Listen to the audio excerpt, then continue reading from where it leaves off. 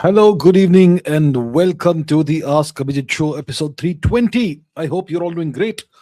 Today, I'm going to take questions that you have asked in the comments, and I'm going to discuss geopolitics as well as history. Maybe take a mixture of reasonably equal amounts of both uh, questions from both topics. I'll take about 20 questions today, and then I'll take some questions from the live chat or super chat, and that shall be the agenda for this live stream. But before we start, let us see who all is there on the live chat. Minimalist Maverick, Sajid Gokul has become a new member. Thank you so much, Sajid Gokul, and welcome to the channel's membership. I really appreciate that. Geopolitical Dubai is here from Indore. Mac4J1U. Ayush Singh is here. Pranam Sarji. Rocky Gaming, good evening. Jai Hind. Real Vladimir Putin. Jai Shri Ram Ji. Nirvana Shanks. Konnichiwa. Nirvana Shanks-san. Somi0709. Mr. Jam. Radhe Radhe. Rogue Gamer. Manhattan. Real Vladimir Putin. Dwait Ashwini. Air is Manticore. Hello. Abhishek Shukla live says 500% tariffs are coming. We'll see. Looks like that. Could be. Humanity survives. Ram Ram. Albert Davis. Good evening, sir. Anandam S2825. Hello.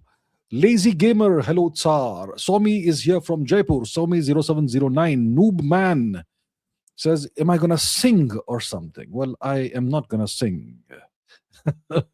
Sugant BVKS, namaste. Crazy Brain, hello, good to see you. Crazy Brain. Nisarga Patel, good evening. Good evening from Ottawa. Random Skull, hello. Om Bekirikar, hello, good to see you. Ram Shreyas 7757. Lazy Gamer. Ram Shreyas says, please continue the series off.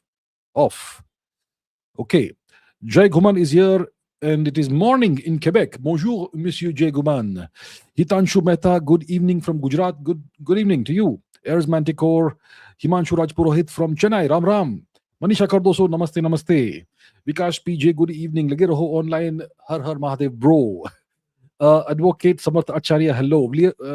Who else do we have? Advait Ashwini, Crazy Brains. Ram Shreyas. Abhishek Shukla Live is here from Kanpur. Anshul Thakur, Radhe Radhe. Mahita Bushetti, good evening, ma'am. Good to have you. Himanshu Raj Purohit is here from Chennai. Kedar Parab, hello. Somi, have I seen Once Upon a Time in the West? I'm sure I have, yes. Raghavir Singh W, Lage Raho online once again. Vikash PJ, Priyanka Javalia, hello. Namaste. Good to have you, ma'am. Good to see you. John M. Funk, hello, sir. Namaste to you as well. Good to have you. Advait Ashwini, Jai Guman. Who else do we have? Mohan Sharma is here from Jaipur. Monkey Luffy Hula. PG is here from Germany. Mohan Sharma from Jaipur. Manhattan I6W. Kavish Razap. Assalamu alaikum to you as well. Rocky Gaming from Rajasthan. Hemant Boyapati. Hello. Ram Shreya says, please continue the Understanding America series. Well, there seems to be significant demand for that. I may have to take it very seriously. Okay.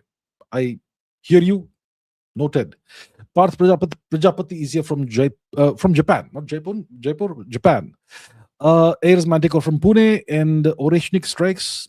Yeah. Manhattan says Oreshnik Strikes did not do much. Well, they were not designed to do a lot of damage. They did not possibly have warheads. Oreshnik missiles are IRBMs, intercontinental range ballistic missiles. And they are actually designed they're supposed to carry the big stuff, nuclear warheads. But those were used to hit a gas facility in Western Ukraine. So the objective was not to cause devastation. The objective was to deprive Ukraine of its winter reserves of gas because of the strikes that Ukraine did on and attempted to take the life of President Putin, that sort of thing. So, there's going to be action, reaction. That's how it goes. Satyam Jha is here from Vladivostok. Well, that's a good place to be in. Very cool, I suppose. And okay. General Subutai is here from Mongolia. All right. Okay. So let us now stop. Aditya Sinha is here from the Philippines. Okay, so let's take the questions now. Okay, I will not be able to greet you all individually, as you know, but let's get going with the questions. What questions do we have today? Let us begin. Okay, this is from Rushabh Tare. Given the recent developments in Venezuela, how do you see the role of BRICS ahead? Recently, there was news that a Russian tanker was seized in the Atlantic. Moreover, Iran, one of the top suppliers of oil to China, is facing crisis. Oh yeah, they are facing a crisis. So what options do they have now? Could Russia now escalate the war in Ukraine? And can China now make a move on Taiwan? Or does it face the risk of being encircled? And how does this impact India and our neighborhood? And what cards do we have now? Okay, a lot happening. A lot happening.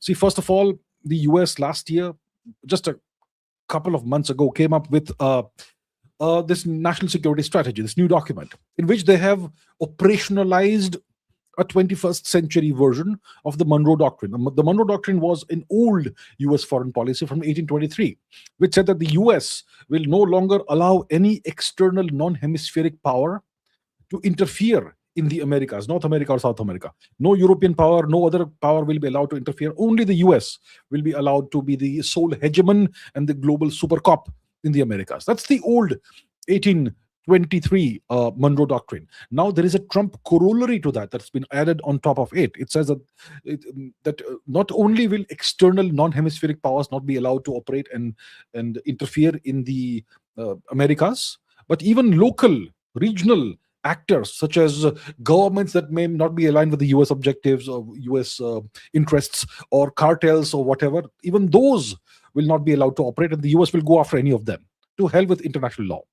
And that's what the US is doing now. So the Americans have now, we know they did a regime change in Venezuela. They kidnapped, they abducted the president of Venezuela, Mr. Maduro, and his wife, who are now in prison in the US, awaiting some sort of trial. And the Americans have said that Venezuela will now operate as per American demands. All the oil that Venezuela sells will be sold through the United States. So it's like the good old East India Company situation. Whatever India exported while under British occupation was exported to Britain or through Britain. And all the profits were taken by the British, with a little bit trickling back to India just to kind of stay semi-conscious, that sort of thing. So that's the East India Company colonial policy, which is exactly what the US is now operationalizing in Venezuela. And to make this happen, if you want to ensure, if you are the United States, and you want to make sure that Venezuela's oil only passes through American channels and American hands, whether it's sold to the US or to third parties, it has to be sold through the US. That's how the US controls everything. Now, if you have tankers, oil tankers or other vessels that are carrying the flags of other nations, like Russia, for example, or China, or whatever, and they come to Venezuela and take oil, the Americans will not allow that. If this happens, then the American Monroe Doctrine and Trump corollary goes for a toss, and it loses credibility. So that's why the US has gone ahead and seized this Russian tanker. I think it was not carrying any oil. Was it carrying something else? We don't know. It's not been declared. But the Americans went ahead and boarded the vessel and captured the vessel and its crew. There's a couple of Indians on board. There's a bunch of Ukrainian citizens and a couple of Russian citizens also, maybe. That sort of situation is there right now. So what's the status of the crew, the vessel? It's a work in process right now. We don't quite know exactly what the situation is, right? So the last we know is that the Americans boarded and captured the vessel and its crew. Now you say rightfully that Iran is facing a crisis. There's tremendous demonstrations and whatnot in Iran. The people, I suppose, have been fed up of the Islamic regime in Iran. I think that's an organic sentiment that comes up from the ground level. It's not astroturfed. It's not manufactured. I'm sure there'll be some Iranians who will be aligned with the Islamic regime, but I think it's pretty clear that the majority of the people aren't aligned with the Islamic regime in Iran, and they seek a change, and that makes Iran fertile ground for a US regime change operation or US-led regime change operation, and it dovetails perfectly with US interests in the region, right? So if the Americans take Persia, take Iran, okay, they effect a regime change and bring back the son of the Shah or whatever, yeah, then you will have Iran, this big, powerful nation in West Asia, just west of the subcontinent. It will now become a US asset. It will become operationalized as a US asset, right? And if that happens, then the Americans control essentially most of the oil supply, energy supply in the world. Venezuela, 20% of oil reserves, okay? we know that the Venezuelan oil is special oil. It's heavy oil. It's sour oil. There's only 3 or 4 refineries in the world that can process that, including one in India, right? But still, it's 20% of the world's oil reserves, proven oil reserves. Now, if you take Iran, the Americans already control Iraq. They control the UAE. They, you could say, control Saudi Arabia to a large extent, right? The Saudis can't do much against the US. Then, if they control Iran as well, then that becomes a huge problem for a nation like China, which then becomes very dependent on Russia. Because even other nations like Angola, Nigeria, whatsoever, all these nations are also aligned with the US. So if the Americans take Iran, then they can essentially clamp down on China's energy supply on demand and make China completely dependent on Russia. Right? So, and we are also seeing other movements in the region. For example, Somaliland is being recognized now. It's been recognized by Israel. The UAE has also de facto recognized Somaliland. So that becomes a piece of the puzzle that the Americans can now put in their kitty, because they can now start dominating the Gulf of Aden, the Strait of Bab el-Mandeb region. They can choke off all the goods, supplies, etc. that move into China. We Indians talk about blockading Malacca. The Americans will blockade Bab el-Mandeb and Hormuz. Why blockade Malacca? The Americans think 20 steps ahead. So the Americans are essentially putting the pieces, aligning the pieces in the geopolitical chessboard such that they can choke China. Start the process of being in a position to choke off China on demand, if whenever required. Right? And could Russia now escalate the war in Ukraine? Well, I suppose they could. They are in a position to do that. They have the resources, the military capabilities, etc. And there is some escalation of the war in Ukraine. The Russians just a few hours ago launched a series of missile strikes in western Ukraine. They took out a big gas reservoir which supplies Ukraine with energy in winter. Winter is here, and Ukraine is going to lose that energy, right? So the Russians used Oreshnik IRBMs, intermediate range ballistic missiles, to strike at this gas reservoir or plant or whatever it was. And the Oreshniks, apparently the warheads did not contain any explosive charges, but they were sufficient to devastate the thing, the oil reserve, the gas depot. That's what it looks like. It's still to be ascertained and verified, right? So that's the situation right now. Could Russia escalate the war in Ukraine? Possibly so. The Americans are also bringing in legislation that could target Russia with 500% tariffs and impose secondary tariffs on nations like India, Brazil, etc., China, 500% tariffs on us. Yeah.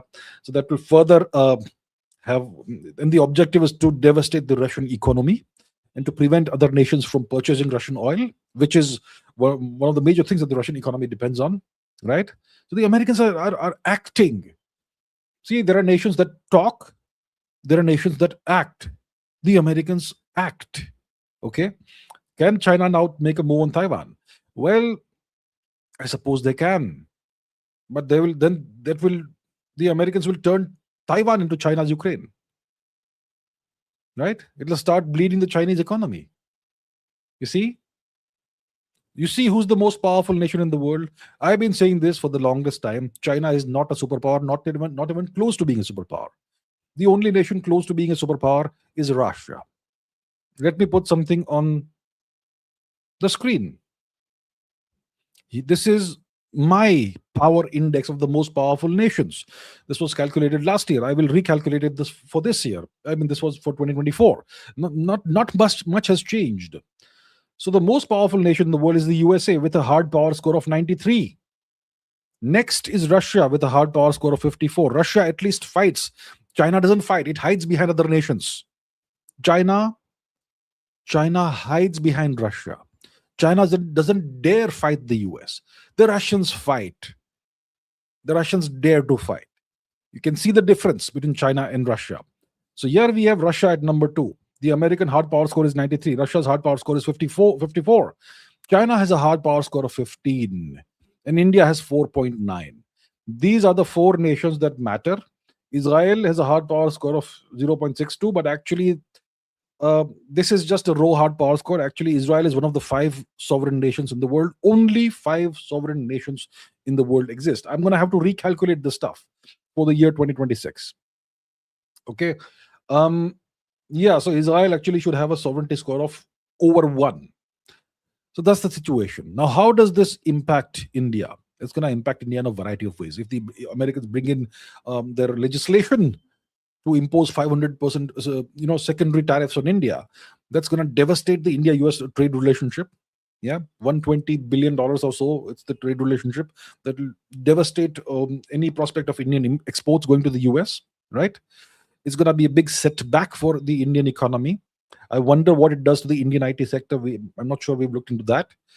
And it's gonna be a huge leverage that the US has over India to align India forcibly, arm twist India into forcibly aligning with American policies, objectives, and interests. Essentially, the US seeks to vassalize India.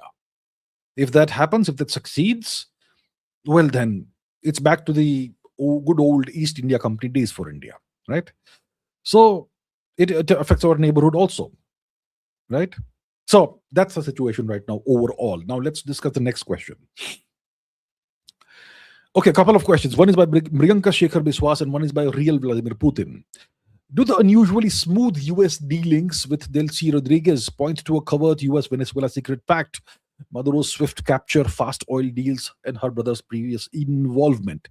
Why did the US intervention in Venezuela, why was it so easy for the US? Neither China nor Russia came to save Venezuela. Even Venezuela didn't resist. Chinese and Russian defense systems failed. I think there may have been some agreement, some backroom deal with Venezuela, the government of Venezuela, and the US. In the US, Venezuelan president would have agreed with it in fear of US military. What's my opinion? Okay, see, what do we know for sure? The Americans were able to smoothly execute their military operation in Venezuela, the regime change operation. They came in, they killed a bunch of guys, Cubans, they abducted Maduro and his wife, and they left. And they kept everything else intact. So when the American helicopters and aircraft were flying over Caracas, the city of Caracas, what resistance did Venezuela's armed forces give? Essentially zero. There's only one known launch of a surface-to-air missile, man-pad missile from the ground in Venezuela, in Caracas. One guy did his job. I wonder what was done to him.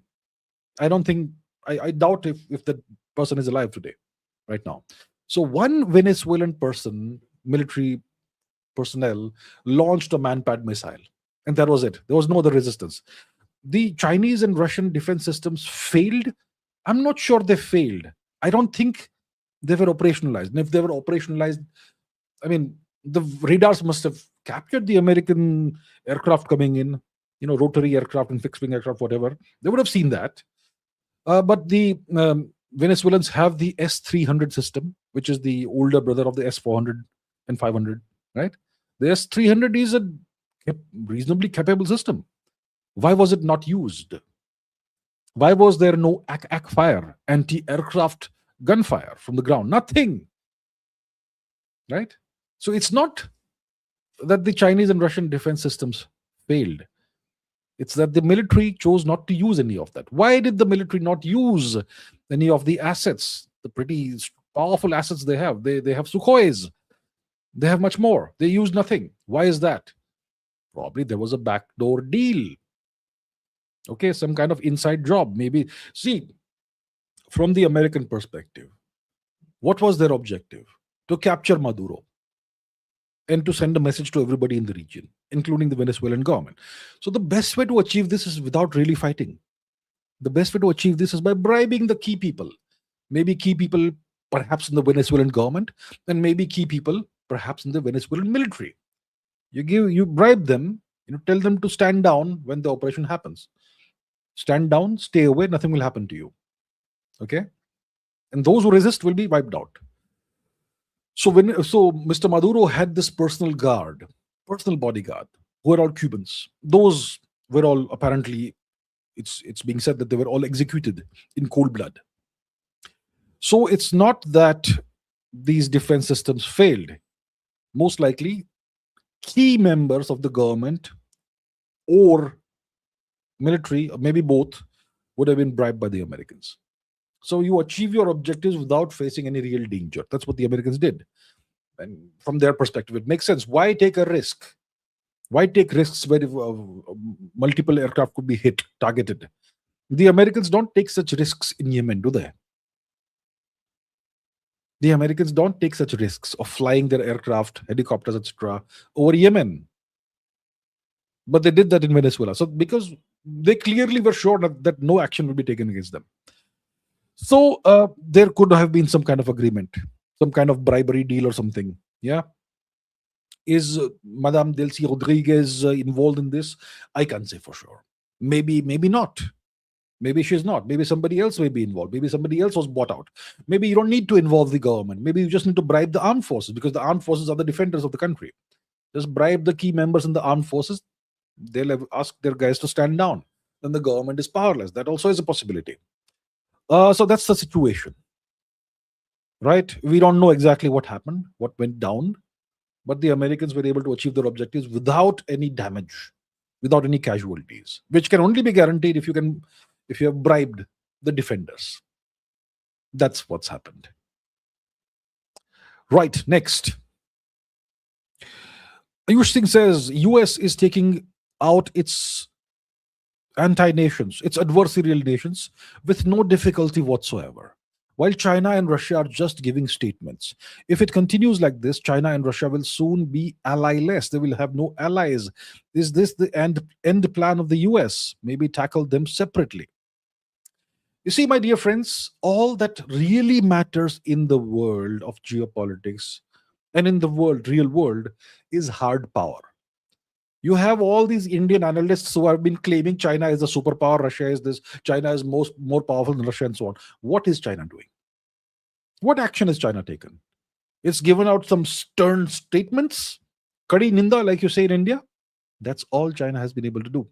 Even the Russians have not been able to safeguard their vessel that was recently boarded and captured by the Americans. The Americans have essentially, it's a slap in the face of Russia. Humiliation.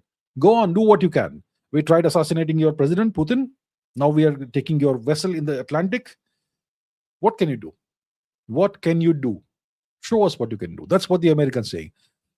That is hard power. The Americans can act with impunity wherever they want in the world. So once again, let me put this on the screen. These are 2024 rankings, but they are still valid today. The US is the sole superpower with a hard power score of 93.32.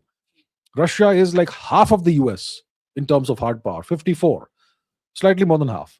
And China is nowhere next to them, 15.23. And India is 4.91.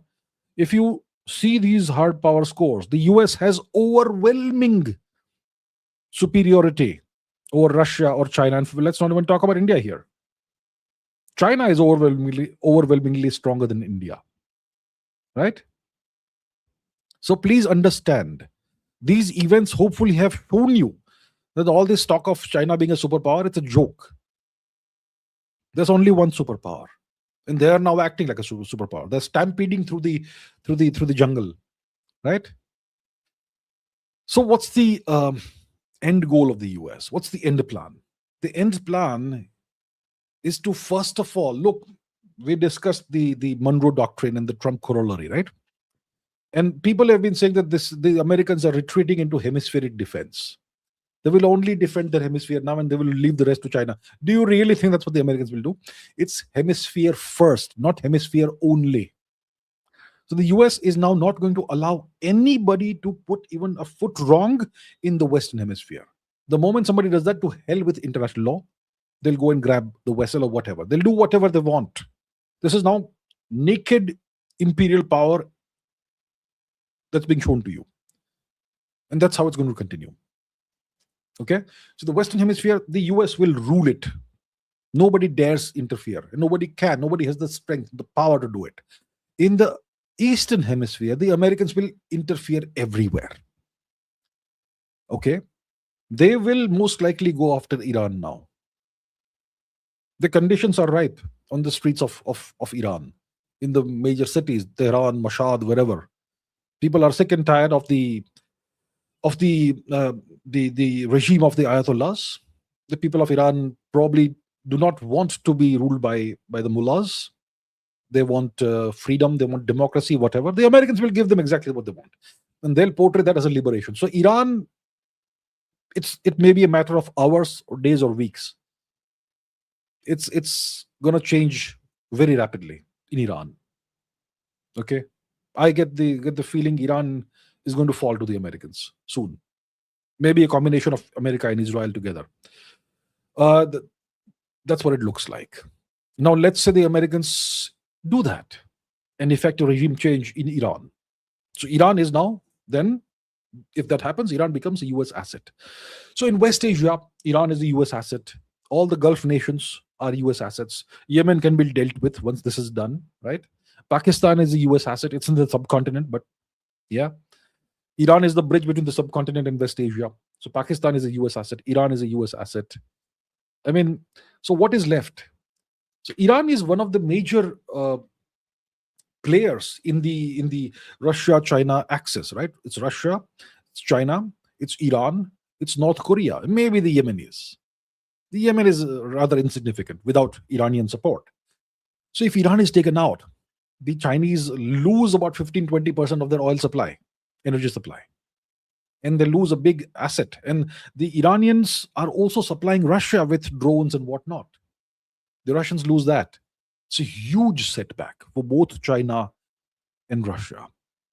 So at the end of the day, what's the end goal of the US? The end goal of the US is to vassalize everybody, including India, and then deal with China and Russia only. That's the end goal. And that the Americans have calculated they will win if they play their cards right. China is easier, Russia is not. But if Russia is completely isolated, what do they do? So that is the game. That's the game that's being played.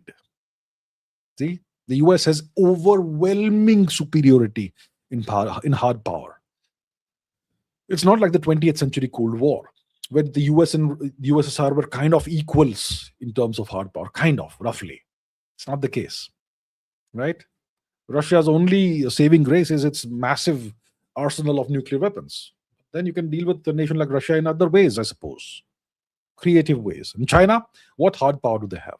They have economic might, they have the industrial base, but do they have the sharp edge that the Americans and Russians have? The Chinese don't have it. They are untested in war. China and Russia are under tremendous pressure, and so is India, by the way. Brazil, Abhijit Chavda Light says, is it true that having nukes can save you from a potential US invasion? Look, to be a sovereign nation, a necessary condition today is nuclear weapons. So unless you have nuclear weapons, you're not going to be sovereign today. That's the deal. It's on having nuclear weapons is a necessary condition. But is it sufficient to have nuclear weapons? Take the case of the United Kingdom. The United Kingdom has nuclear warheads that they have made with their own hands. But those nuclear warheads are mated to American missiles. Okay? So if the UK wants to dispatch a nuclear warhead somewhere, that nuclear warhead will not go anywhere unless the American missile takes the nuclear warhead there. And who controls the American missiles? Do you think the Prime Minister of the UK controls the American missiles? Do you think so? I guarantee you that's not the case. Whoever is the current Prime Minister of the UK, who is it right now? Keir Starmer, that fellow, he doesn't control those nuclear missiles. The big red button doesn't sit in London. It sits in Washington. So the UK's nuclear deterrent is actually American, de facto American nuclear deterrent. So the UK has nukes, but the nukes aren't in its control. So if the Americans tomorrow morning decide to send 10,000 troops to London, what will the UK do? Absolutely nothing. It has nuclear weapons. Ha ha ha. Big ha ha. Take the case of Ukraine. The USSR broke up in 1991 or thereabouts, right? And one of the nations that emerged out of the breakup of the USSR was Ukraine. And when Ukraine was part of the USSR, they had nuclear weapons on their territory. So when the nation broke up, this free independent Ukraine that emerged, it had nuclear weapons on its territory, which it controlled. And then Russia and the US promised Ukraine, you know what? We're going to guarantee your peace, security, blah, blah, blah, blah, blah. You give up your nuclear weapons. Give them up to Russia. We will guarantee your security. So the Ukrainians said, okay, thank God somebody is guaranteeing our security. The promise, thank God we have this promise in words. So here, take our nukes, done. So even if you have nukes, what's the moral of the story? Even if you have nuclear weapons that you control, if your leadership is stupid, you may see a situation where your nuclear weapons are given to your adversary on a platter. Please, sir, take it. So the moral of the story at the end of the day is that nukes are not sufficient to save you from a potential invasion by whoever. The sufficient condition is nukes plus the right leadership, competent leadership that understands the national interest and will do whatever it takes to act on the national interest and put the national interest first and foremost. Nukes plus the right leadership. Your country can have nukes, but if you have not the best leader, not the optimum leader, your suboptimal leader, God knows what he or she will do with your nukes. May give it. Sir, please take full support, sir. Take our nukes. We are a peace-loving nation. We don't need nukes. Nukes are bad. Having nuclear weapons is morally reprehensible. We are Gandhian in nature. Please take away our nukes, dismantle them. Our nuclear program is only for energy. It's peaceful. That could happen with the wrong kind of leadership. Okay. Okay, next question is by Ritik Pawar and Nitish Kumar Sharma. If Iran falls, what could be the consequences for India, Russia, and China? In episode 318, while discussing Venezuela in the context of China, you named China's sources of oil. You mentioned some countries but skipped Iran. Did I? Did I skip Iran? Okay. In public documents, Iran doesn't come up as a major source of oil for China, but my own digging shows that a lot of Iranian oil is relabeled to Malaysian, Omani, Emirati tankers flagged to those nations before going to China. In that sense, Iran supplies about 10 to 15% of oil to China. Of course, China-Iran 25-year partnership is also there. With that in mind, a lot of things start to click. I think Iran might topple rather soon, and the US is very rapidly making gains to encircle China. It's all happening in front of us. Fascinating thoughts. Okay, I'm not sure what I said in episode 318. I do remember I listed the sources of oil in the context of Venezuela, what's happening there for China. So about 15-20% comes from the Saudis, 15-20% comes from Russia. I would say 15% plus will also come from Iran. And I must have mentioned at some point in the episode that the Chinese have this 25-year strategic agreement with Iran, in which one of the clauses and whatever it is, I mean, it's kind of a secret agreement. But what's known is that the Chinese will make massive investments in the Iranian energy sector and other sectors. And in exchange, the Chinese will receive copious amounts of pretty cheap energy from Iran, which is oil. So yeah, 10, 15, maybe 20% of Chinese oil comes from Iran. Now, if the Americans topple the regime in Tehran and bring about democracy, then that democracy will be controlled by the US.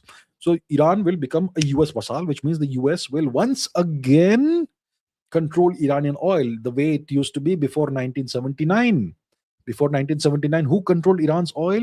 It was the US. And now, once again, if this happens, a regime change in Tehran, in Iran, then the Americans will once again control Iranian oil. Maybe they will allow the Iranian new government to export some oil to China. Maybe they will not. So that it then becomes, the Americans can exercise whatever choice they want. That becomes a situation, right? So it looks like Iran may fall soon. Then the question is, what could be the consequences for India, China, Russia? Okay, let's first deal with India. We haven't opened the map yet, so let's go and take a look at what the map has to tell us.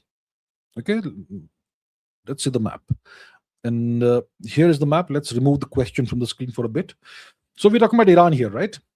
Iran. So north of Iran, you have the Caspian Sea, you have the Caucasus region, Azerbaijan, Armenia, etc. You have Turkmenistan, you have Afghanistan to the east, and Pakistan to the east. Okay, and down south you have the Persian Gulf, the Strait of Hormuz, and the Gulf of Oman. So if the Americans take Iran, effect a regime change in Iran, and Iran becomes American property essentially, then everything will change in the region. The Americans they don't anymore need to blockade the Strait of Hormuz. The support that the Yemeni Ansarullah faction or the Houthi faction gets from the Iranians will stop entirely, which will make it very easy for the Americans to, I mean, not very easy, but easier for the Americans to do a regime change in Yemen as well. What else will happen? Armenia could fall. See, Armenia is being, the Turks and the Azerbaijanis want to erase Armenia from the map of the world. The Turks want to create a pan-Turan corridor from Turkey all the way to Turkmenistan across the Caspian Sea by wiping out Armenia from the map of the world. The Turks want to conclude what they started in the 1890s all the way to 1915. Right? They want to conclude that, and Armenia is surviving because India is supplying weapons to Armenia through Iran. So the Iranians are delivering Indian weapons to Armenia by road. So Armenia could very rapidly fall if Iran becomes a US asset. Then if Iran becomes a US asset, then look at the subcontinent. Iran is a US asset. Pakistan is a US asset. Afghanistan is kind of dependent on the US for money, etc. Yeah. So what you could have very soon if Iran falls to the US is you could soon have American troops in Pakistan occupied Kashmir. In recent years, you had the situation where you had Chinese troops in Pakistan occupied Kashmir. Right? Correct? You had that situation. You had Chinese troops in Pakistan occupied Kashmir. Now China and Pakistan are no longer in that relationship that they had. Okay. Pakistan is now a US asset, US vassal. If Iran also becomes a US vassal, then that gives Pakistan tremendous strategic depth. It gives the Americans strategic depth in the region. The Balochistan issue is over. They will be able to deal with it. And the Americans may even have American troops coming all the way into Pakistan occupied Kashmir and knocking on India's door. Okay. And in case there is an Operation Sindoor 2.0, then Iran will come to the aid of Pakistan. So these are some of the implications for India if Iran falls. We know that it's the regime of the mullahs. We know it's deeply unpopular in Iran. We know that the people of Iran want freedom from this. I understand. I completely understand that. And from the perspective of the Iranian people, maybe they need a change. Yeah. But from India's perspective, it's going to be a disaster the moment there's a regime change in Tehran, because it's going to be a pro-US and pro-Pakistan regime that comes into power. They will say nice things about India. Okay, Indians love nice words. And the moment there's a regime change and the new regime says nice things about India, Indians will start dancing. No, sab theek hai. Everything is good. No, there's no problem. Wait and watch. Ignore the words, see the actions that will come later. So if there is Operation Sindoor 2.0, Iran will support Pakistan. And you will have most likely soon American troops, or maybe Iranian troops, not Iranian troops, maybe American troops in Pakistan occupied Kashmir, and so on. What about China if Iran falls? Well, then China potentially loses the 15-20% of energy that it imports from Iran. So if you look at China's pie, 100% pie, 15-20% comes from Saudi Arabia, 15-20% comes from Russia, 10-15-20% comes from Iran. Then you have nations like Iraq, then you have nations like Nigeria and Angola and so on. It's got a basket, it's a diversified basket of places from which it acquires oil and gas. So big chunk now is controlled by the US, which is Iran. Iraq is also controlled by the US. Saudi Arabia, UAE, All of that is also controlled by the US. Nigeria is also controlled by the US. Everything, essentially, whatever China imports from all the places, now become controlled by the US, except for Russia. So that forces China and Russia closer together. And what's the consequences for Russia? Well, Russia can no longer acquire the Shahed 2 drones and whatever drones it was buying from Iran. It loses an ally south of the Caspian, and it gets more isolated. Right? So, yeah, it's going to be a domino effect if Tehran falls, and it looks like it could fall anytime now. Real Vladimir Putin says, why does Taliban and Pakistani dictatorship keep on fighting if both are US vassals? Abhinav Singh says, if both Pakistan and Afghanistan, which is Taliban, are effectively US assets, why does Washington allow them to remain adversaries? Wouldn't it make more strategic sense for the US to broker peace between the two? A united front would seemingly give the US more control in the region and a better position to control India. Right. So why are the Taliban and the Pakistanis at loggerheads? Why are they enemies? Why do they hate each other? Why do they keep fighting? Both are American vassals. Now, how do we make the claim that the Taliban are US vassals? They're not quite US vassals, but they are on the US payroll. Look, the Americans had a long series of negotiations with the Taliban before they handed power to the Taliban in 2021. And then after the long series of negotiations, there was the Doha Accord between the US and the Taliban. In the Doha Accord, there are secret clauses that have never been revealed to the world. So it is alleged by very credible sources that the Americans pay the Taliban a stipend, a weekly stipend of between $50 to $100 million in cash. And that helps the Taliban to run Afghanistan and, take care of business, of running the nation. And what do the US get in exchange for the money they are spending on the Taliban?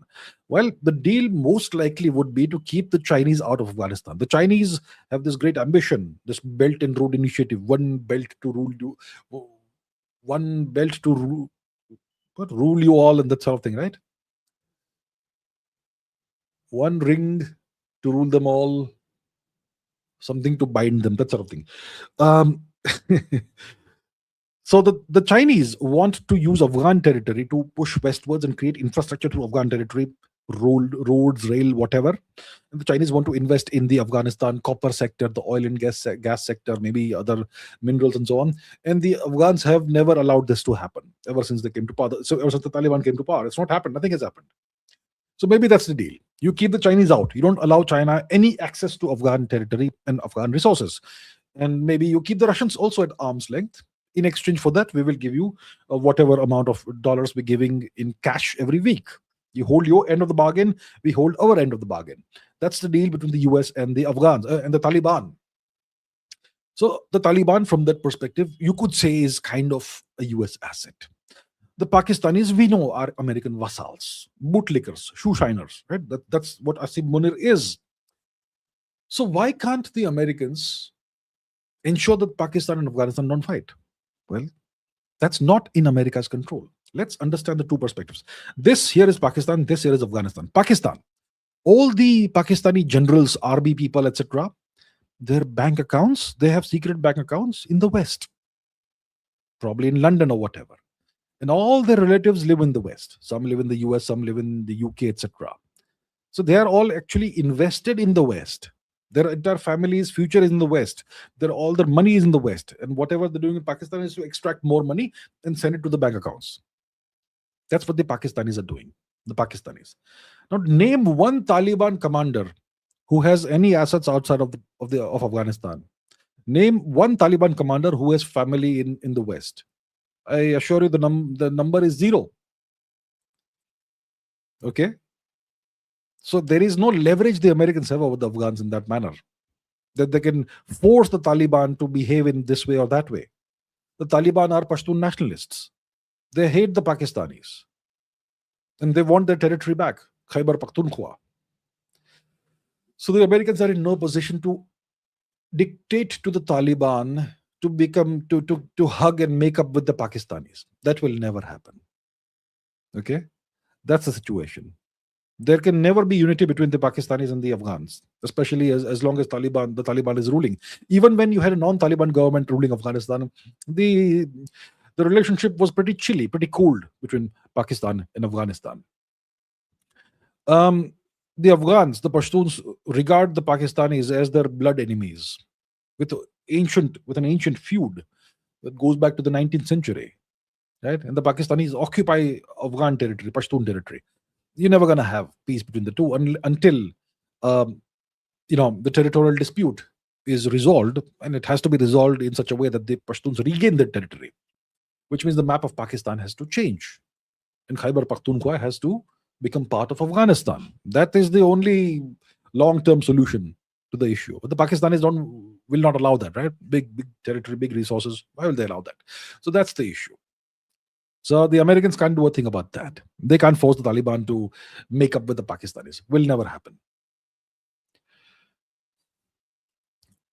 Rushabh Tare says, could you please explain about the Russia sanctions bill? Howard Lutnick's claim. Howard Lutnick's claim that the trade deal between the US and India is not happening because Prime Minister Modi has not called Mr. Trump. Trump is releasing hats of making Iran great again, is threatening Khamenei. Moreover, he has demanded Greenland, which could very well make NATO obsolete. My question is, what exactly is Donald J. Trump trying to achieve by creating chaos across the world and destroying the world order they themselves created? Look, Donald J. Trump is just doing what he is supposed to do. See, the president of the US is not the final decision maker of what happens in the US. Okay, he is not the ultimate power in the United States. The power lies somewhere else. President just does what he is supposed to do. And there have been presidents in the past who have refused to do what the real power wants. And then you have situations like 1963. So DJT, look, Donald J. Trump wants to be remembered as the greatest, biggest, baddest, greatest president in American history since Abraham Lincoln or since George Washington, or maybe the greatest ever. I'm the best president ever, right? That sort of thing. So he's happy to have the full might of the US establishment behind him. When he was president from 2016 to 2020, he was essentially just a lame duck president. The establishment was against him. But this time, he has kissed the ring, and the entire might of the establishment is behind him. And he's carrying out their agenda, right? Is he creating chaos across the world and destroying the world order? The question you have to ask yourselves, my dear friends, is this world order that the Americans created post 1945, it served US interests. It allowed the US to expand its military footprint across the world, to expand its power projection capabilities across the world. And they created this rules-based world, allegedly rules-based world order, etc. But by the late 20th century, early 21st century, who did this world order serve more? It served the Chinese. The Chinese learned, they understood how to use the system for their own benefit, right? It served the Chinese. And now you have the specter of multipolarity coming up. The Americans don't want multipolarity. They talk about G2. They want a G1. They want to be the sole hegemon across the world, all around the world.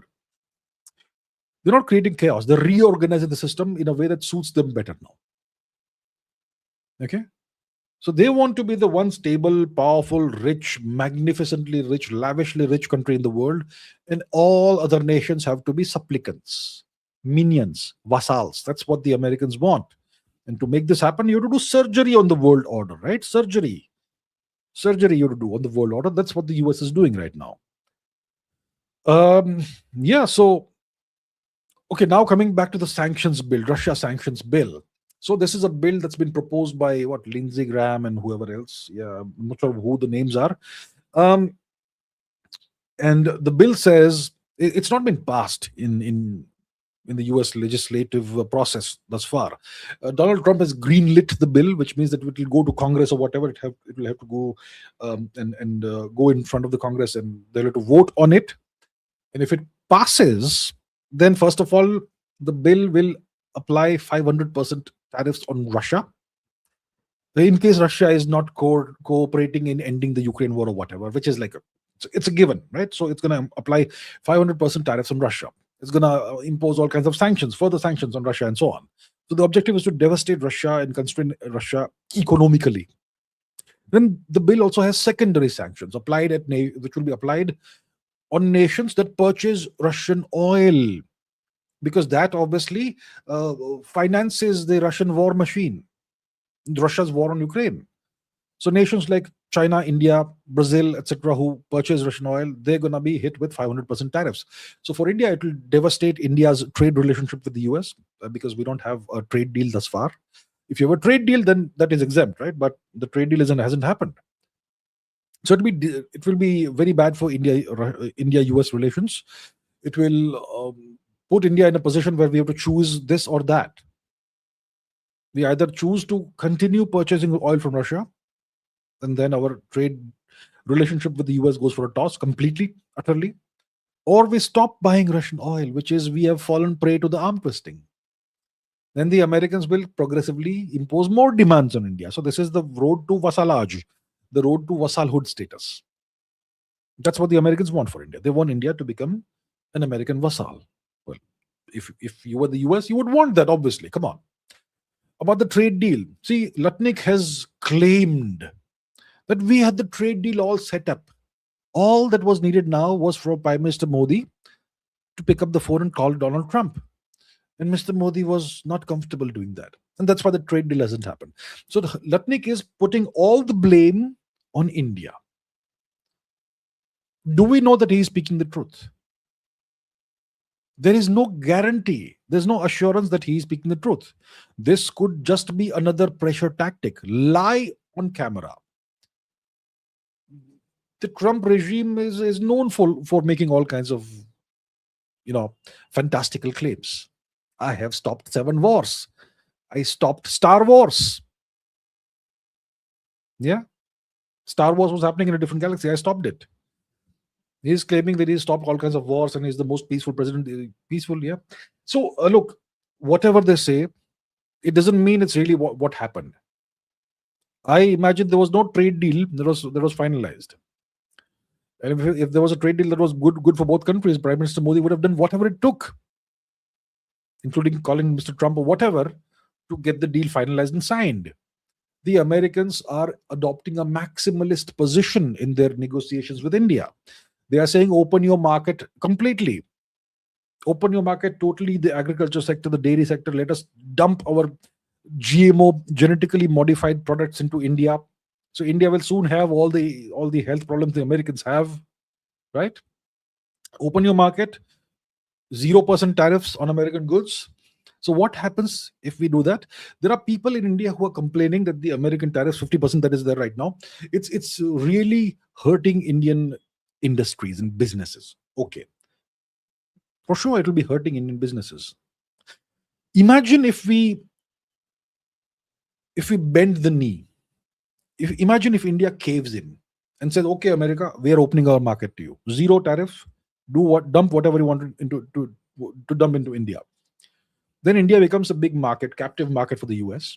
Then the Americans dump all their goods into India, which will put all Indian businesses out of business. Then who's going to take care of those businesses? If Indian businesses are being hurt right now, imagine what happens if we open up the market. All Indian businesses and industries will close down, shut down. Because the Americans, they will dump their goods at the cheapest rates. Their goods, no question, apart from dairy, all that, apart from agriculture and dairy, the goods are high quality. And they'll price them such that they'll outcompete all the Indian manufacturers. India wants to become a manufacturing nation, right? This is going to be the death blow to that. So the Americans want to essentially vassalize India in multiple ways. Vassalize India by destroying India's manufacturing sector, by turning India into a captive market. Vassalize India through other means, by controlling all the oil that flows into India and forcing India to stop buying Russian oil. Vassalize India through other means. All kinds of means are there. By supporting Pakistan. Perhaps if Iran falls, then Pakistan, Iran combined will be against India. So that's the situation. India is going to face a lot of pressure going forward. Okay, 3 questions, and there's plenty more, but I've taken 3 as illustrative questions for this particular question. Okay, Real Vladimir Putin says Saudi Arabia is a US vassal. In that case, why does it export petroleum to China and also have the dealings in Chinese yuan? Interesting question. Ultimate Power A1 says, what's the issue that's going on between Saudi Arabia and UAE? I saw you speaking about it in a recent podcast. Can you please explain it? And Chandrasekhar Biswas says, with Saudi Arabia's potential purchase of Chinese jets through Pakistan, is Riyadh trying to drift away from US influence, especially as it backs rivals to uh, US aligned UAE forces in South Yemen? Also, if not, why is China allowing this as technology can fall under US supervision? See, okay, first let's talk about the jets. The Pakistanis owe a lot of money to the Saudis, right? The Pakistanis owe a lot of money. They always go to the Saudis with a begging bowl. The Saudis always bail the Pakistanis out by giving them some loans. So the Pakistanis have to repay the loans at some point in time. The Pakistanis are saying, we don't have money. We have some fighter planes that we purchased from the Chinese, or maybe we are jointly developing some fighter planes, the JF-17 or whatever, with the Chinese. We will give you some of these fighter jets in lieu of the money that we owe you. And the Saudis are interested. They are willing to bite. Now, these fighter planes, JF-17s, that the Pakistanis are building jointly with the Chinese, these are export versions. That's not the full version. The Chinese don't even use the JF-17. It's a MiG-21 derivative with some more advanced features. That's what it is. And it's simply an export version variant of export fighter jet. The Chinese themselves don't use it, as far as I understand. They have other fighter planes they use, more advanced fifth generation etc. fighter planes, and they have the Sukhoi knockoffs and all the Chinese and so on. Yeah. So this technology is not that sensitive. If it falls into American hands, the Chinese are okay with it. It's not like some big technological secrets are going to fall into American hands. Okay. So the Saudis are very strongly considering acquiring these Pakistani Chinese fighter jets from the Pakistanis. The Saudis have been selling oil to China, and they have been taking the money from the Chinese in yuan, which is very naughty. Very naughty. And then there's the issue between Saudi Arabia and the UAE. So there's a lot of complicated stuff going on here. What is the complication? How do we unravel the complication is the question. See, Saudi Arabia is a much larger country than the UAE. Much larger country. And the Saudis want to survive the 21st century. They know that oil is not going to be the end of, it won't be around forever. In the Stone Age, everybody needed stones, and stones were valuable. But today, stones have no value. Similarly, in the oil age, everybody needed oil, and that's why Saudi Arabia became so prosperous. But eventually, the world may move on from oil and into other sources of energy. Then what happens? So the Saudis are trying to plan for that. And the Saudis, they are, you could say, aligned with the US very strongly. They recently purchased a tremendous amount of American arms, ammunition, weapons that pleased Mr. Trump. But the Saudis also have their own interests. And the UAE is very closely aligned with the US and Israel also. Okay. And the Saudis and the UAE are on opposite sides, kind of, in Yemen. The Saudis and the UAE are also allegedly on opposite sides in whatever is happening in Sudan. They are backing opposing factions, rapid support forces and the other one, that sort of thing. So there is a rivalry between Saudi Arabia and the UAE. Okay. There is a rivalry. And the UAE is more closely aligned with Israel and the United States. And Saudi Arabia wants to diversify, wants to perhaps hedge its bets and have diverse friends, right?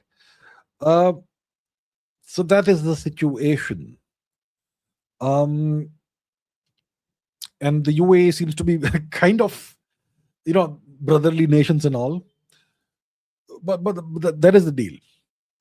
So Saudi Arabia because Saudi Arabia has been dealing with China, selling a large amount of oil to the Chinese and dealing in yuan, real yuan kind of thing. That obviously is not going to please the Americans or the Israelis. And the UAE is also pretty robust actor in the region. They also have a reasonably strong military and so on. So that is the rivalry that's happening right now. How it will turn out, how it will go, we'll have to wait and watch. Right, next. Okay, Ritik Pawar says, why does Trump want Greenland? First, if he makes a move on Greenland, would it trigger NATO's Article 5? Secondly, how would the EU respond? Karthik says, what's Trump's real intent behind his threats to take over Greenland? He keeps mentioning it's for national security. Yes, it does, right? To cover against Chinese and Russian expansionism. But the US also already has an army base in Greenland. Why aren't they trying to go their conventional route of not of having more bases in the country and vassalizing the country? Right, right, right. So what does Trump want? Why does he want Greenland? So to see, let's go to the map and let's understand where Greenland is located and what's the strategic importance of Greenland. Let's put the map on the screen and navigate to that part of the world. So we are talking about, we go west, west, west from India, west, west, west, and then we are in the Arctic Ocean. And this here is Greenland. It looks gigantic from here. It's not that big. It's because of the projection, the way things are projected. Okay. And Greenland belongs to Denmark. Denmark, this little country over here. Yeah. Denmark. Whose capital is Copenhagen. So Denmark somehow owns Greenland. Okay, how did it end up owning Greenland? That's a whole different story. We'll not go there. Now, if you look at it from this perspective, Greenland sits between the northern Russian region and North America. And if the Russians were to potentially, let's say, launch ballistic missiles at the US, if you have early warning stations, etc., in Greenland, then you can very quickly detect such launches and send a warning back to the United States. And Greenland, obviously, it's a large region, and it has substantial deposits of oil and gas. It also has substantial deposits of other resources, other minerals, and so on. So it's pretty valuable. The United States wants to acquire completely sovereign. It wants sovereign capture over large territories that are rich in resources. In the case of Venezuela, there's a whole population that lives there. So you can't acquire it in the sense of having sovereign control over Venezuela. So you vassalize Venezuela. When it comes to Iran, you can vassalize Iran because you have a big population there. You can't put boats on the ground. But Greenland is mainly empty. What's the population of Greenland? Let's quickly take a look at that. Maybe a couple thousand people, maybe 10,000. I don't know. Let's see. What's the population of Greenland? Population of Greenland. What's the population? 56 to 57,000 people. Give each of them $1 million. Done deal. They will all vote to become US citizens. And so, because it's got such a small population, it's a huge territory, it makes sense for the US to just take it over. Just gobble it up. And what can Denmark do? Nothing. What are they going to do? Send some soldiers? Come on. That's not going to work. The Americans already have this Thule base or whatever it is, but they want to acquire the entire territory and use it for a variety of purposes.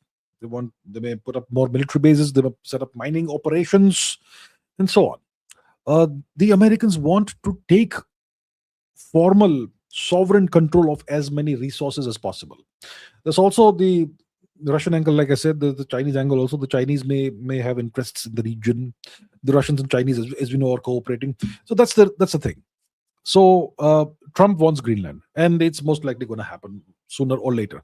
So that's why Greenland is something that Trump desires. It makes sense from a material perspective, from a security strategic perspective, from the perspective of the geographical location of the place, from the perspective of it having oil and gas, minerals and other resources. Yeah. So now the question is, if the Americans take Greenland, will it trigger NATO's Article 5? See, Denmark, which owns Greenland, is a member of NATO. The US is the owner of NATO and a member of NATO. And you have a bunch of other countries that are members of NATO. The deal is, NATO's Article 5 says that if any of the member states of NATO comes under attack it's to be treated as an attack on everybody else, and everybody is supposed to come to the defense of the nation that's a member of NATO that's been attacked. But that Article 5, it talks about external attack from a non-NATO member. But what if a NATO member attacks a NATO member? What happens then? And that NATO member is the US, the overlord, the supreme hegemon, the owner of NATO. What happens? There's nothing NATO nations can do about this. This will most likely lead to NATO ceasing to exist as a functioning bloc, as a functioning alliance. It may fragment NATO, it may destroy NATO entirely. NATO may no longer operate after this. Other nations may perhaps potentially withdraw from NATO. And the US, maybe that's what the US wants. Maybe the US wants to deal with every nation one to one instead of dealing with a bunch of nations together. It actually makes sense if you're really powerful to not have these big loose alliances or whatever. Deal with each nation one to one, vassalize each nation one to one, put your armed forces on each nation one on one. That way you have better, more rigorous, more granular control than going through the NATO bureaucracy and all that. Maybe it makes sense. So maybe the Americans have decided it's time to end NATO, and maybe Greenland, a move on Greenland could be the trigger that ends NATO. How will the EU respond? So the EU is not NATO; it's a different thing, right? The EU is this bureaucratic bloc based out of Brussels. What will the EU do? How could or would the EU respond? Well, the EU will issue protests. The EU will issue strong statements. The EU may do some strong diplomacy. The EU may decide to impose sanctions on the US. That sort of thing. Yeah. I don't think the EU will dare impose sanctions on the US, because the bureaucrats who run the EU, they can be very badly, brutally sanctioned by the Americans, and that will make their lives miserable.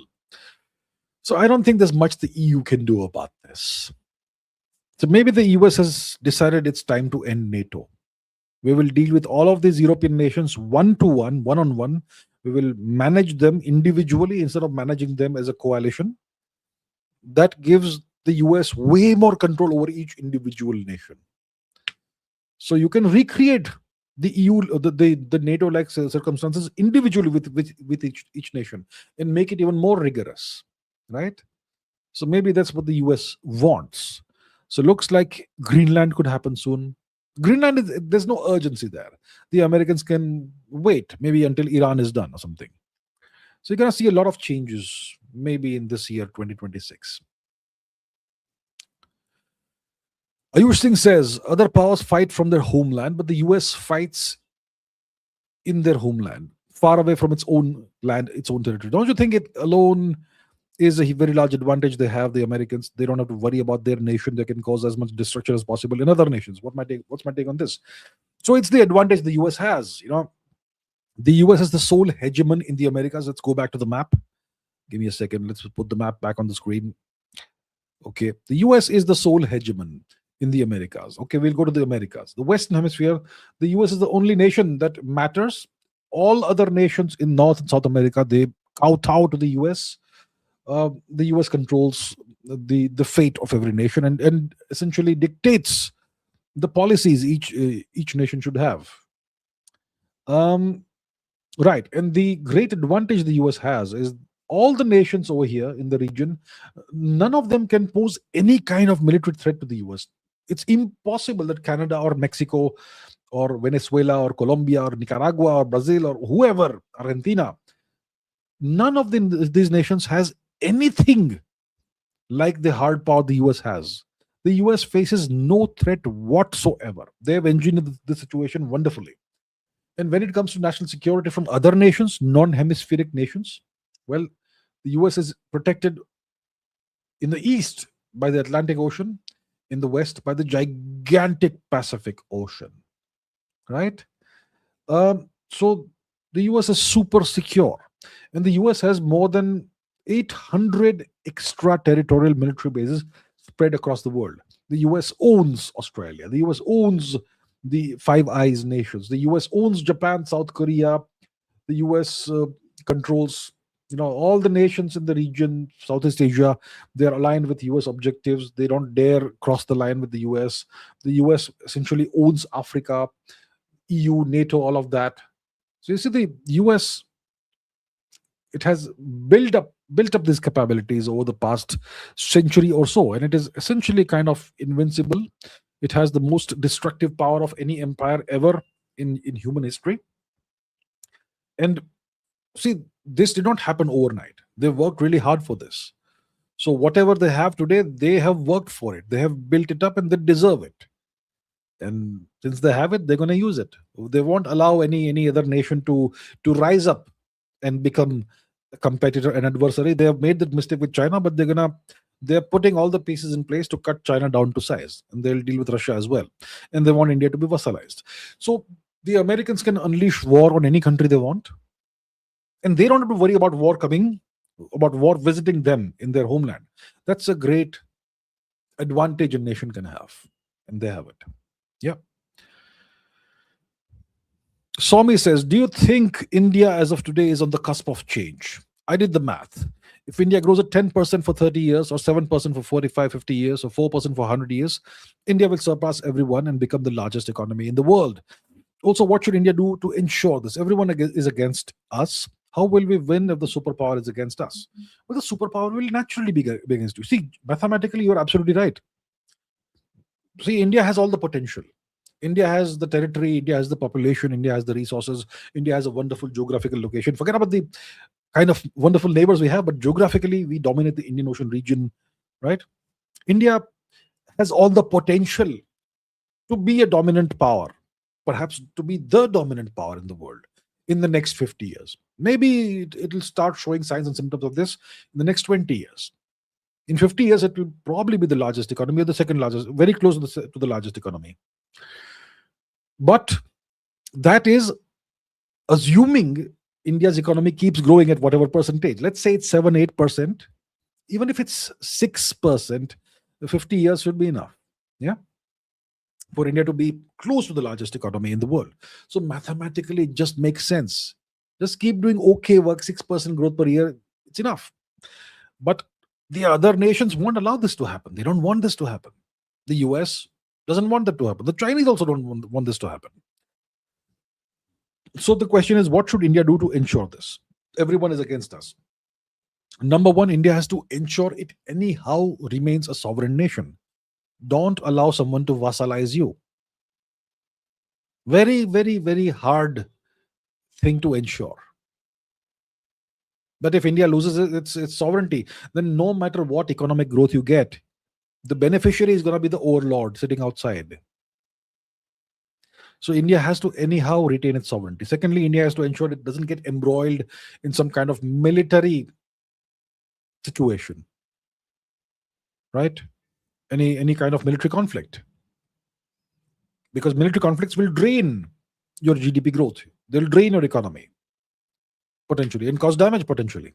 So at least 20 years, India should not get involved in any major military conflict. Short, sharp war somewhere, it's fine.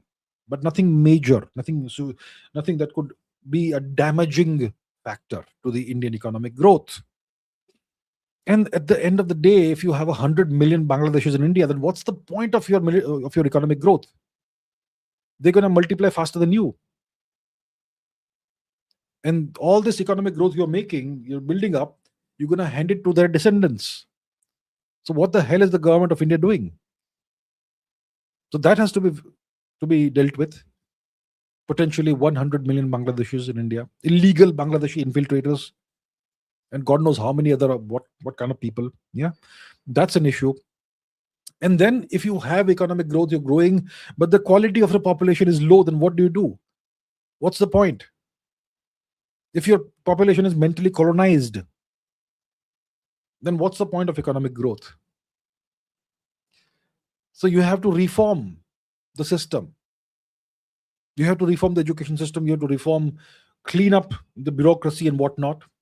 Whatever issues exist, those have to be addressed. So all that needs to be done. We can't say that, okay, we will start doing this when we are 10 trillion dollar economies. Why not start right now?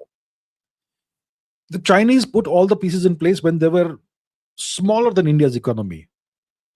They started reforming the education system long ago in the 1980s and 90s, when they were not even a $4 trillion economy. India is pushing all those reforms and all that hard things, all those hard things to the future. Maybe the future generations will do it. The future generations will be completely mentally colonized. So these things need to be addressed. But the most important thing is, do not, no matter what happens, don't lose your sovereignty. That's what India needs to do, and that lies in the hands of the government. Real Vladimir Putin says, a couple of questions related to the Myanmar civil war. First of all, what's the issue with Myanmar? Second, who are the big players in the Myanmar civil war? Third, how does it benefit them? Fourth, what's the role of India in this? Okay, let us go to map. Here is map. Where is Myanmar? We go back to the subcontinent. Okay, this is India. And to the east of India, we have this large nation called Myanmar, right? And we have this tri-junction here. India, Myanmar, China. And if we go down south, we have a tri-junction here. India, Myanmar, Bangladesh, or East Pakistan. And then Myanmar has a border with Thailand, right? And that's about it. And also a border with Laos. So that's Myanmar. It's supposed to be, look, historically, it's been part of Indian civilization. The people of Myanmar culturally are pretty much Indian. They are probably more Indian than most Indians, including, yeah. So that's Myanmar. Now, what's the deal? What's the issue with Myanmar? See, since the 1940s, Myanmar, whenever Myanmar got its independence, which year was it? When did Myanmar become independent? When did Myanmar get independence? 1948 is when Myanmar became independent. Since then, Myanmar has been ruled by the military of Myanmar. Okay, the military wanted a strong nation to be its supporter. They would have liked India to be that nation, but India was never interested in being strong itself. So the Myanmarese army, militia, junta, it aligned with China. Now, so Myanmar was aligned with China for the longest time. It kind of still is to some extent. Okay, Myanmar is rich in resources, natural resources, oil, gas, a lot of gas, and rare earths. If you go to the north of Myanmar, okay, not far from India, you will see all kinds of rare earth, mines being operationalized. Where do we have it? Okay, I need to put that part of the map back in. Where is it? Is it here? Okay, let's see. Let's quickly zoom in here. Do we see? Yeah, here we have something. These are rare earth mines. No, probably not this, but somewhere nearby. You will have, okay, mine pit. Rare earth mining is happening here. So very close to the Chinese border, we have rare earth mines, okay, that the Myanmaris are working on. And all of that is exported to the Chinese. Let me see here quickly. Do we have something happening here? Yeah, you have some mining activity happening here. So if you know what to look for, and if you have the time to look into it, you will find significant rare earth mining activity happening here. So if Myanmar is a nation that has rare earths and it knows how to process them, that makes Myanmar a very important nation. The Chinese are benefiting from the rare earths that the Myanmaris are processing. The Americans want that. The northern part of Myanmar, okay, let's go back to the map. So the northern parts of Myanmar, okay, these used to be Hindu. These were Hindu regions. For example, the kingdom of Manipur had an alliance with the kingdom of Pong in the north of Myanmar. And the king of Pong, after a joint military campaign with the king of Manipur, which was successful, the king of Pong gifted a Vishnu idol to the king of Manipur. So the northern part of Myanmar was Hindu. Today, the northern part of Myanmar is entirely converted to Christianity. So the British, who after the 1940s spent a lot of time, actually the Americans who spent a lot of time in the far east of India converting Nagaland, Manipur, Mizoram, all these people to Christianity. Manipur still survives, but Nagaland is almost completely converted. They are doing that in Arunachal also now. So while they were converting India's northeastern people, far eastern people to Christianity, they were doing the same thing in Myanmar as well. So in the northern parts of Myanmar, you have Christianity all over the place, and those people are no longer aligned with the government of Myanmar. They don't see themselves as Burmese anymore. They are culturally Western Christian.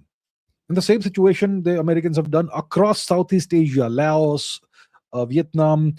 In the mountainous regions of Vietnam, they converted everybody. So wherever you have these conversions, you have militancy, you have insurgency, you have anti-national movements, you have breakaway separatist movements, and so on. So that's the situation. So today, Myanmar is in civil war. Okay, the Myanmaris had aligned with the West for a while. They had Aung San Suu Kyi, who was their leader and who became the prime minister, president of Myanmar, whatever, right? But then she became a Myanmarese patriot and she tried to crack down on the Rohingya terrorists, which is why the Americans stopped liking her. And then there was a coup recently in Myanmar. The army took over again. So today, the army of Myanmar is kind of in control of half the nation. Half the nation is aligned with China or whoever is going to willing to pay them the best money. And we have the entire Kuki-Land for Christ issue that comes out of this matter. The West wants to create an artificial Christian Pakistan out of parts of northern Myanmar, Manipur, Mizoram, etc. Right, to cut India's access to Eastern Asia. Our access to Northern Asia is cut off. Our access to Western Asia is cut off by Pakistan and China. Now they want to cut off our access to Eastern Asia. In the past 70, 80 years, India has not built a single road, single highway that connects the far east of India, Manipur, etc., to Laos, Cambodia, Vietnam, wherever. We have not bothered to do a thing. Our governments have been sleeping. So since we have been sleeping, even in the past 11 years, now we have the situation. And now Manipur is under Kuki occupation, half of Manipur. And that's the situation. So India's role in this is, and these folks, they not only do this rare earth mining and all, they do opium mining. Opium is then refined into heroin or whatever drug it is. Cocaine, not cocaine, probably heroin, right? And that's how they they acquire money to purchase arms, ammunition, and all that. And that's also happening in India's Manipur, right? So the big players in Myanmar civil war, who are they? It's the US and China. It's a proxy war. The northern part is controlled by the Chinese. The Americans also have the cookies on their side. And the government of Myanmar, the military, wants to somehow remain independent, somehow. Maybe we'll see about that. And that's the deal. So it's a geopolitical issue. The civil war is being instigated from outside. And what's India's role in this? I don't know what role India is playing in this. We have allowed I don't know how many lakhs of Myanmarese origin cookies to squat in Manipur and take over our territory and besiege the people of Manipur in the small Imphal region. Manipur is the last bastion of Hinduism in India's far east, apart from a little bit in Tripura. I'm not sure what India's role in this is. India's role is always reactive, nothing proactive ever, right? There was some talk of India gaining some Myanmarese territory if the cookies come on India's side, some sort of nonsensical dream like that. See, these folks, they don't identify with India. They have no allegiance to India as a nation. They have no allegiance to India as a civilization. They don't even have allegiance to Burma. You can't trust them. And they are allied with the West.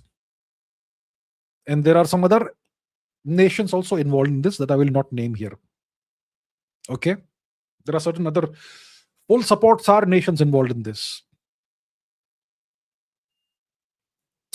Sharma says, could you explain how and why the northeast of India is now majority Christian and how it all ties to Manipur and Bangladesh? It seems really complex. How does the US have a role to play in this and what's the ultimate objective? Okay. See, the Chinese and the Japanese, they encountered a taste of Christianity in the previous centuries. During the Opium Wars that were forced upon China by the West in the 1800s, which the Chinese called the century of humiliation. At that time, the Chinese were forced to allow Christian missionaries in China who then converted Chinese. And the Chinese wrote that the Chinese who get converted to Christianity for a bag of rice, they called them rice Christians, and they said that they develop extraterritorial loyalties. They become loyal to the West, not to China. The Japanese also wrote the same thing. The Japanese also faced the Christian people, the problem. So the West, see, the West treats Christianity as a political religion. What they do is they will go into a region, if you allow them, they will convert people who are generally people who live in isolated regions like tribal people. They'll convert them to Christianity. These people have no leadership of their own, so they will give them external leadership.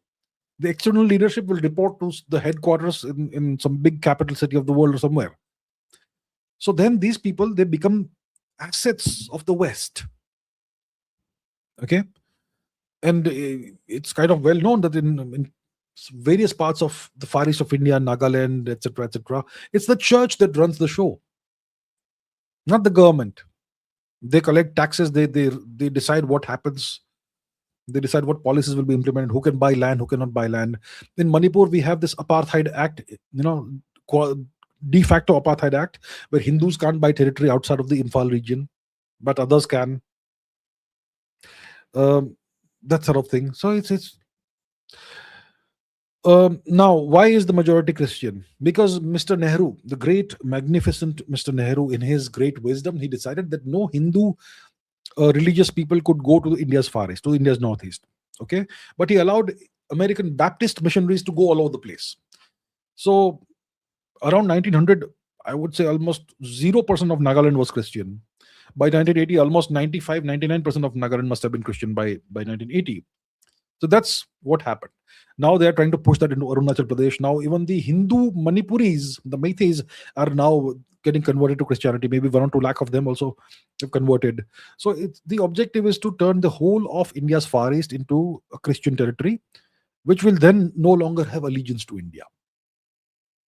And then you can create trouble and create separatism and whatnot. The objective is to make India lose the far east, the northeast. That's the objective. And we have the chicken's neck, which connects. So that also is a big impediment for India. East Pakistan has now re-emerged out of Bangladesh, and there could be trouble coming out of there. It's pretty complex, but the overall objective is very simple: to re-engineer the religious demographics of the Far East on an industrial scale, to make the Far East completely non-Indian culturally and civilizationally, and then to have the separatist movements that say that we are minorities being victimized by the evil Hindutva government of India, and we want freedom. You will see all these groups on Facebook, etc., cookie groups and whatnot, who are not really even Indian, who claim that we are being oppressed and we are a nation under Indian occupation and whatnot. Yeah, all that is going on. And you have certain Indian activists who are also involved in these matters. Big surprise, yeah? Big surprise. So that's the objective. The objective is to break the northeast or far east of India away from India. That's the objective. The objective is to cut India down to size, slice by slice. Salami slicing, or maybe the whole slice goes away. That sort of thing. The objective is to destabilize India. The objective is to eventually fragment India. Turn India into a collection of 30, 40 states, or whatever, that sort of thing. And then colonize each one of them individually. Right? The objective is to recreate the princely state system of India. Each of them is a vassal of the West. That's the objective. Ultimate Power says, is downfall of Europe because of illegal immigration? Is this downfall beneficial for India's selfish interest or not? Currently, when I see such videos from Europe, I stay neutral and I don't react. Sometimes I feel it's better for India that Europe is declining, as it will give us more opportunities to move forward. However, at the same time, if illegal immigrants of a certain ideology take over the European countries, one by one, European countries will become more anti-India. What should we as people whose interests are in India do? Should we support anti-immigration in Europe or support immigration in Europe? I know both of the options have their own merits and demerits, but which is relatively more beneficial to us? So you did indeed say in here that, if let's say London becomes Londonistan and the UK becomes, let's say, an Islamic Republic by 2050, is it going to be good for India or bad for India? See, we know the European nations have historically opposed and oppressed India. Various European nations tried to extract whatever they could out of India. The Portuguese, the French, the Dutch, the Danes, and obviously the English, the British.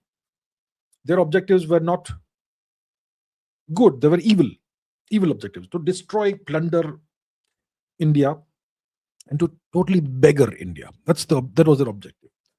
So when you see this happening to the European nations, and even after 1947, after India became a republic, India became independent, even in the 21st century, all these nations are aligned against us.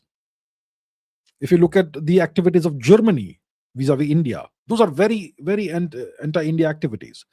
The reporting that they have about India in their media, their diplomatic activities, all of these are aligned against India. Of course, some of them will have trade deals and agreements because they seek to benefit from that. But overall, the European nations are still most of them are still anti-India. So now, if the European nations become, let's say, Islamic republics, like you were saying, will that benefit India? It may actually be even worse for India, possibly. Yeah, because of the way India is being portrayed. And for example, when you have people like Sadiq Khan, who's the mayor of London, is he pro-India? Is he neutral? No, he's strongly anti-India. When you have someone like the Mamdani fellow, who's now the mayor of New York, he is anti-India. He's not neutral. He's not pro-India. He's anti-India, even though he's of Indian origin. Even Sadiq Khan is of Indian origin, Pakistani, which is the same thing, same blood. You see, DNA doesn't matter. Blood doesn't matter. So, if these European nations all fall one by one, like you say, to immigration, they get demographically re-engineered and they become, let's say, Islamic republics or whatever, will it be good for India, bad for India? Overall, it will be perhaps worse for India, perhaps maybe 5%, 10% worse for India, potentially. But the question is, look, Europe is facing this problem of illegal immigration, right? And the Europeans are pained by it, but they can't do a thing because it's the EU governments, the EU regime that is imposing immigration on the European nations. They can't do a thing about it. But what about India? Do we fail to recognize that we are facing tremendous illegal immigration, way more than Europe? In 2014, it was said in Parliament by the government of India that there may be about 5 crore Bangladeshis, illegal Bangladeshis in India. That there are about 5 crore illegal Bangladeshis in India. In 2014, 5 crore is 50 million. If the number of illegal Bangladeshi infiltrators in India in 2014 was 50 million, today it may be double of that. Potentially double. So potentially we may have 100 million illegal Bangladeshis in India. This dwarfs what Europe is facing. Europe is facing nothing compared to what we are harboring. So what are we doing about this? That's the real question. If Europe is facing this and you're worried about their future, what about our future? We are facing a problem that's orders of magnitude worse than what the Europeans are facing. And we are not even aware of it. We're not even aware of it. I don't know where India is going, really. How many Bangladeshis have we deported in the past decade? I wonder. What are we doing? Balaji says, I found most of the Christians in Goa defend the Goa Inquisition. Mukunda says, do mind that most Goan Christians defend the barbaric Inquisition, and don't forget the best breast rippers that Francis Xavier used. So I discussed this in a previous episode, right? The Goa Inquisition, I discussed this in detail. The barbarity, the atrocities, the inhuman practices of the Christian missionaries and this person, Francis Xavier, who brought the Inquisition into India, all of that.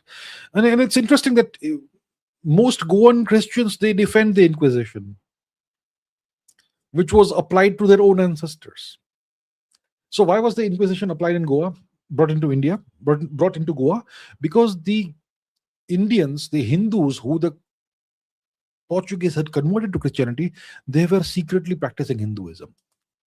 So the Portuguese brought in the Inquisition and they proceeded to brutalize the hell out of the Hindus. And they've burned the records of the institution, which means we'll never know how many lakhs of Indians they killed and tortured and how many people's hands were chopped off and whatnot. Must be in the tens or hundreds of thousands. They've destroyed the records of their atrocities and brutalities because it must be horrific. And then they brutalized the converts so badly that they became proper zealous converts. They had no choice but to become proper militant Christians. And their descendants are the Christians of Goa today. So that zealousness, zealotry, whatever you want to call it, has been passed down over the generations. So they defend their oppressors. They defend the evil people who brutally converted their ancestors from their original civilizational belief system to this foreign religion. See, when the slave takes up the whip and whips himself, then the master's job is done. So that's what we have in India. Deeply, deeply mentally colonized people. Then these people know what was done to their ancestors and they still defend it. Imagine the amount of mental colonization and mental slavery these people have. It's terrible. That's what India is dealing with. And not just the Goans, even ordinary Indians are deeply mentally colonized and they're not even aware of it. Right. Let's see. Well, I have a whole bunch of other questions. Let's take some more interesting questions. Okay. Somi says, I have seen that whenever someone points out that America is a stolen land on Twitter, a lot of white people gloat about it in saying that it was conquered and the natives were uncivilized warmongers. What was America like before the whites came in 1492? Yeah, that's when Christopher Columbus stumbled into the Americas and he imagined he had finally discovered India. Columbus was looking for India and he ended up discovering for the white people the Americas. Now, what was the continent like before the whites came in? And is it true that what the whites say, that the natives were barbarians who were constantly fighting each other, killing each other, murdering each other, always doing warfare? They never built anything of any importance, and that's why they were inferior, savage barbarians who had to be civilized by the superior whites. That's what the narrative on Twitter is. And very prominent people espouse this narrative. Now, the question is, this claim that they make, that the Native Americans were barbarous, they were always at war with each other, always killing each other. Where does this narrative come from? It comes from the records written by the Europeans, the European invaders. Now, the European invaders will do their best to justify their brutal, barbaric conquest of the land. Won't they? If you do something like the Portuguese, when they did the Goa Inquisition, eventually they burned all the records of the Inquisition. Just a few records survive in Rio de Janeiro.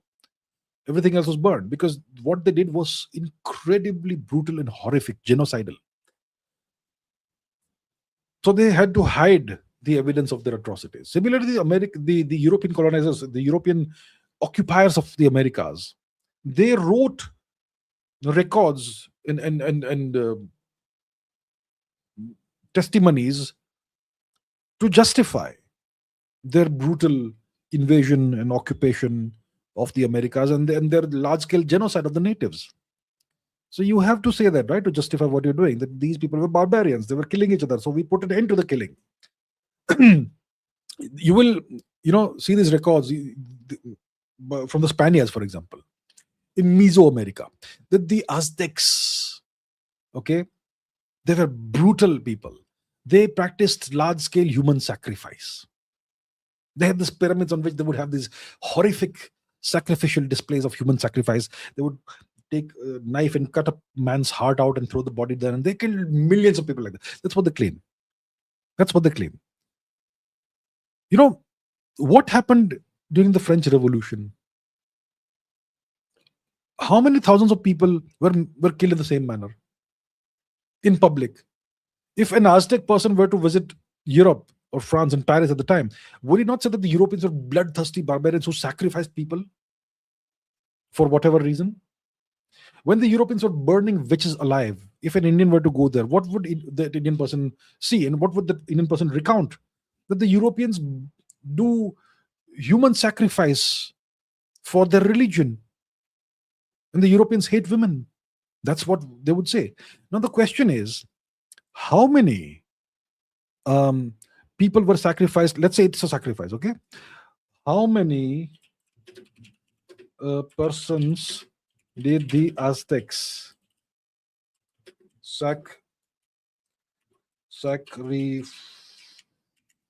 sacrifice per year? Let's see what this what the AI has to say. Estimates ranging from a few hundred to tens of thousands. Okay, best estimate. Best estimate. What's the best estimate? Common estimate 1,000 to 20,000.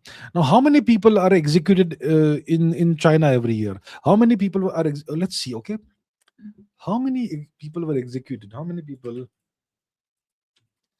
were executed in England per year in the 1700s? Let's see. 100 per year, 6,000. So once again, we don't have the exact number. Bloody code. During the 1600s, let's see, 1600s. What do we have? Okay, 25 to 30 per 100,000 people, and so on.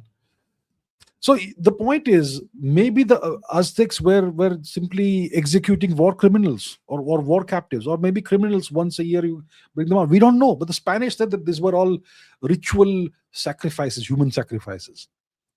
The Europeans committed human sacrifices. I mean, public executions are human sacrifices. So you can portray any culture as bloodthirsty, barbaric. I mean, look at the way India has been portrayed. We forced millions of women, allegedly, to burn themselves alive per year. That's what they claim about us, which is an utter lie. Sati was incredibly rare. Incredibly rare. But the common portrayal today on Twitter about India is that our ancestors burned their women alive routinely. So these stories are all, fabrications. I don't believe them. Now, what kind of land was America before the whites arrived? It was a prosperous land. After the whites arrived, about 90% of the population was genocided in a variety of ways. Some of it was because of European diseases. Much of it was because of just massacres and murders. But more than 90% of the population was genocided across the Americas, wherever the Europeans, captured the territory. So you had vast civilizations, very advanced civilizations. The Aztecs, the Mesoamericans, they discovered zero independently of India about 2,000 years ago. They had calendars that went back that could tell you astronomical events centuries in the future. They had sophisticated poetry. They had their own education system. They had their own bureaucracy. That's the Aztec, the Triple Alliance Empire around Mexico City, Tenochtitlan. It was a vast metropolis. Imagine Venice with its canals, but 1,000 times larger. That sort of thing. They were very sophisticated. Down south in present-day Peru, etc., you had the Inca Empire. That was incredibly sophisticated once again. They had their own agricultural revolution maybe 10,000 years ago. And the Inca Empire, which emerged out of the coast of Lake Titicaca, it was also extremely prosperous, incredibly sophisticated bureaucracy, a very homogeneous population, a very effective bureaucracy, and very high levels of prosperity. All this was destroyed by the Spaniards. In the north, you'll be told that the natives of North America were all barbarians. They had big cities like Cahokia and whatnot, sophisticated, architecture. They had agriculture. They had in North America, it's all been destroyed. In North America, it's like they have destroyed and wiped out all traces of pre-European civilization. It's like it's just barren land. Um, so it's been one of the great tragedies in human history what the Europeans did to the Native Americans. Yeah, and whatever you're told about it, it's all lies. Even we know the kind of lies they still tell about India. They did the same to the Native Americans. Yajnavalkya says, what was the Moriori genocide? And how did the pacifism adopted by Morioris in the 16th century aid the occurrence of this genocide? The Moriori genocide. Well, that's something we don't really discuss a lot. So we're talking about Oceania. Let's go to the map and let's figure out where exactly is the place we're talking about. So let's put the map on the screen. We are right now centered on India. Let's go eastwards. Let's go eastwards and into the southern hemisphere. We are in Australia now. Let's go further eastwards. Now we have New Zealand. Let's go further eastwards of New Zealand. Let's zoom in. So if we look at the map of New Zealand, to the east of New Zealand, we have Chatham Island. Okay, Chatham Island. And this group of islands around Chatham Island, it's called the Chatham Islands. And it is here that you had a group of people, roughly 2,000 in number, who were called the Moriori. They were a Polynesian people. Okay, according to their oral records, their ancestors came from Eastern Polynesia, somewhere in this region. Okay, and they were genetically and culturally related to the Maoris, who are one of the major, indigenous, who are the indigenous population group of New Zealand. So in the 1800s, the Maoris decided, the Maoris were up against European colonization, British colonization, and the Maoris were fighting each other. And the Maoris are a very warlike people, very, very, bellicose, warlike people. So two Maori clans, let's say, or two Maori tribes, they hijacked a British ship, and they sailed to Chatham Island. And they landed on the island and they proceeded to enslave the people, the Moriori people. The Moriori people were about 2,000 in number. So the Maori arrive over here and they declare that this land is now ours and you are our property, you are our slaves. And the Moriori people, okay, now that you understand the geography, etc., let's talk about what exactly happened here. So the Moriori people, they were a pacifistic society, very Gandhian society. A few centuries ago, the Moriori were also fighting each other. So one of the great Moriori chieftains, he said that, you know what, we need to stop fighting each other. We need to have this moral code of non-violence. Whatever disputes we have to resolve them through non-violent means. Maybe ritual battle or something, but no actual violence. And from then onwards, for a couple of centuries, 2-3 centuries, the Moriori became entirely pacifistic, entirely non-violent. Okay, so no matter what happens, you have to be non-violent. That was their code. Now the Maori arrive, who are maybe 800, 900, and the Moriori are 2,000. So the Moriori outnumbered the Maoris 2-1, more than 2-1. But they decided that we will not abandon our code of non-violence. We will not fight the Maori. So the Maori, so when the Maori arrived and enslaved a number of people, the remaining Moriori went to some part of the island and had a big conference. What should we do? They all gathered together in large numbers. And they decided we will remain non-violent. But the Maori saw that they are gathering in a large number, and they interpreted that as a challenge. So they went and massacred a few hundred of them. And they brutalized the rest of the Moriori. They imposed humiliating and genocidal conditions on the Moriori, that you can't speak your own language anymore. You can't have children with other Moriori, that sort of thing. So by the 1850s or something, this happened, 1830s to 1850s, 1860s. And by 1930, there was only one pure blood Moriori person left. And that was it. So today you have people of Moriori ancestry, but who also have mixed Maori ancestry. And this is kind of recognized as a genocide. So the pacifism that the Moriori people had, in part of their ethical code or whatever, that did not cause the genocide, but it contributed to the conditions that aided the Maori conquest of their land. If they had fought back, the Maori perhaps would not have won and would not have potentially enslaved them. But they chose not to fight back. It was like Tibet a century later, right? The Tibetans did not really fight the Chinese. The Chinese walked in. They had a small army and they don't really put up much of a resistance. So that's the Moriori genocide. Non-violence. This is what happens when you are like, committed to non-violence no matter what happens. Somi says, can you talk about the harrying of the North? Why were there no consequences and no generational hatred? What is the harrying of the North? We're talking about English history. The harrying of the North happened in the 11th century. In the winter of 1069-1070, the year 1069-1070. What are we talking about here? So in the year 1066, the Duke of Normandy. Okay, let's go to the map. Where's the map? Here. Here's the map. So we're talking about England here. The northwest portion of France, it's called Normandy.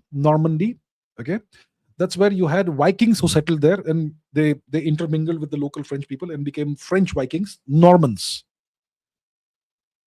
So in this region you had, and the first Duke of the Vikings in Normandy was a guy called Rollo.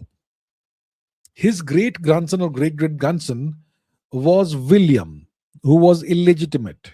Okay, so he was called William the Bastard. He himself called himself William the Bastard.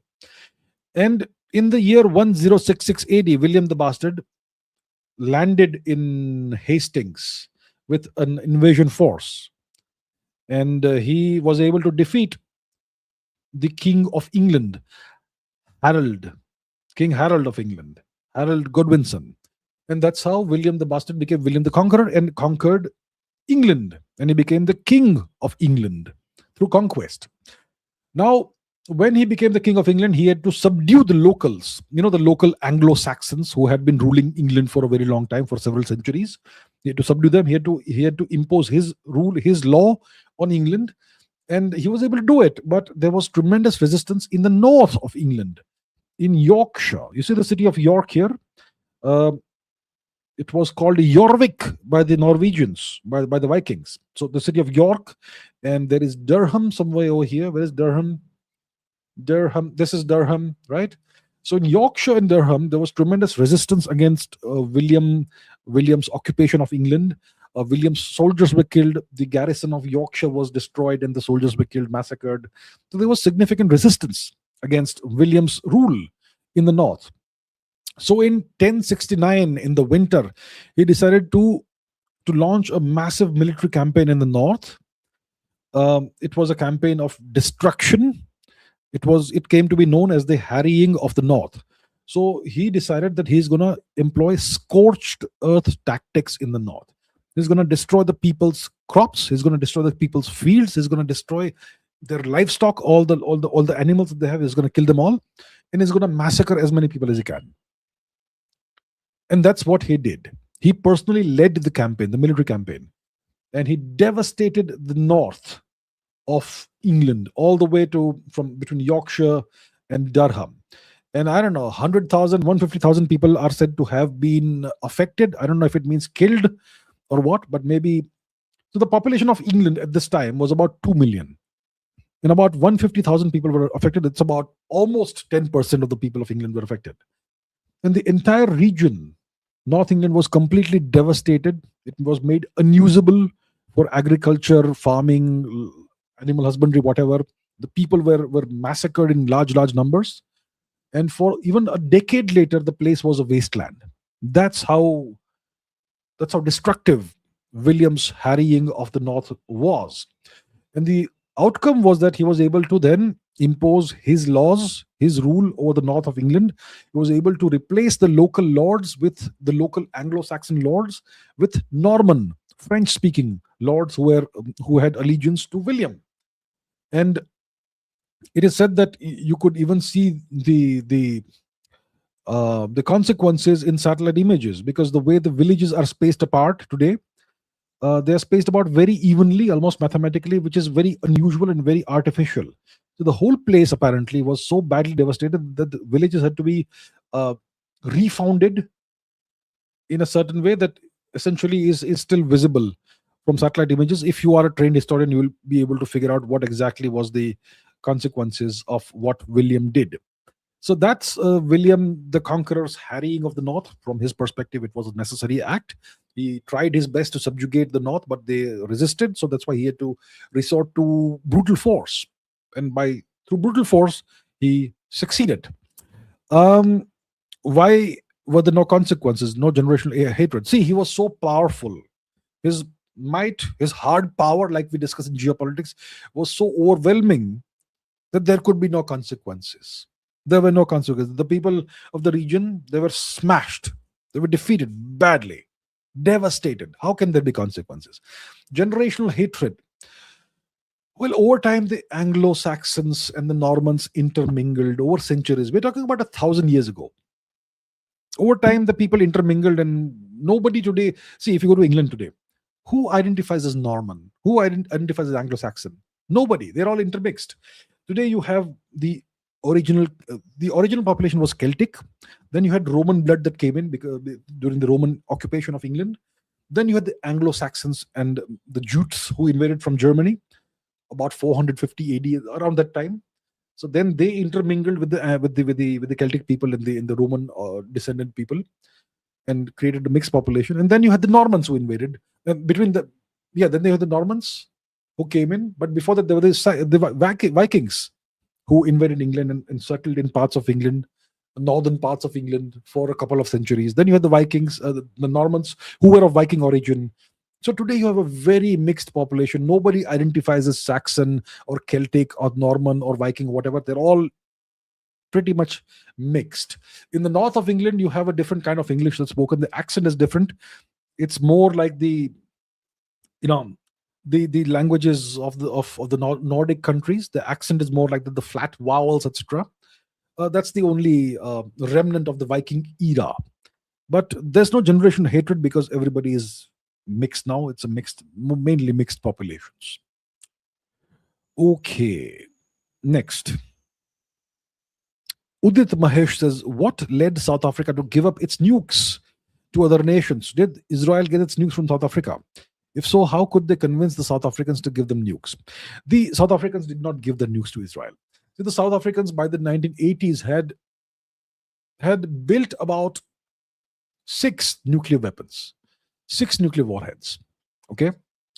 And so they had access to uranium, etc. And they were able to make 6 nuclear warheads as a consequence of that. And the South African nuclear weapons program cooperated with the Israeli nuclear weapons program in terms of resources, know-how, etc. But there was no sharing of nuclear weapons. The South African nukes were South African. The Israeli nukes were Israeli. The Israeli nukes were based on plutonium. They have the Negev plant where the nukes were, where the plutonium was bred, and the nukes were possibly assembled there. The South African nukes were most likely uranium-based nukes, so much larger, heavier, and so on. But there was cooperation. There was probably one joint test between the South Africans and the Israelis. The Vila incident, 1979. Let's go and Google that. And that gave rise to the discovery, essentially, of gamma ray bursts, very important in astrophysics. Vila incident, 1979. So it's an unidentified event, a double flash, which is a characteristic of a nuclear explosion. Yeah, it was detected by an American Vila satellite in 1979 over the South African territory, near the South African territory of Prince Edward Islands in the Indian Ocean. And most likely it was a joint South African-Israeli nuclear test. These Vila satellites were put in space by the Americans to detect these characteristic double flashes. A nuclear explosion, if it is not below the surface, if it's a surface explosion, it has a double flash. That's an initial very rapid burst of photons and gamma rays and whatnot, and then there's a slower secondary flash. So that's characteristic of a nuclear explosion, and that's what the Vela satellite detected. The Vela satellites were put into space to detect such clandestine nuclear tests, but they also ended up detecting gamma ray bursts, which is a very important astrophysical phenomenon in astrophysics. We'll not discuss that here. So eventually, by the 1980s, the South Africans decided that we have to now reintegrate ourselves into the world. The Cold War was winding up. The Cubans were withdrawing from Angola. The Soviet threat was almost over, and South Africa had to essentially, the Americans or whoever must have pressurized them to give up apartheid and become a normal nation, which means have a democratic election, and which means the majority will now rule. The majority South Africans are obviously black people, right? African origin people. The South African white people are a minority who were oppressing, subjugating, and ruling the majority people. So the African National Congress would come to power, and Nelson Mandela would come to power. And F.W. de Klerk and his people, his party, they said that, you know what, these nuclear warheads, these weapons, should not fall into the hands of the African National Congress and the majority population of South Africa. So let's dismantle these. So the nuclear weapons were dismantled. The uranium was recast and given to, I don't know, the IAEA or whatever. So it was disposed of, and South Africa gave up its nuclear weapons program. That is what happened. It did not give the nuclear weapons or the fissile material to Israel. That is not the case. Okay. Amisha says, why did Latin die out as a language after the fall of the Roman Empire, but English, Spanish, French, and Portuguese persisted in all of their colonies after their disappearance from them? You could say that, you know what, why did Sanskrit die out in India? But Hindi, Marathi, Punjabi, Bengali, Gujarati, Assamese, all these languages, why do they still continue? The fact is, all the languages that I just mentioned here, Hindi, Marathi, Punjabi, etc., these are all languages that are daughter languages of Sanskrit. They evolved out of Sanskrit. Similarly, you have something called the Romance. Excuse me. Give me a second.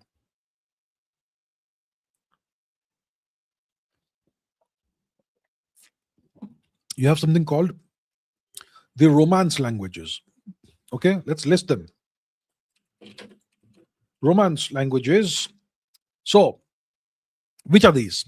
Spanish, Portuguese, French, Italian, Roman. You also have Catalan, Romansh, Sardinian. All these languages still exist.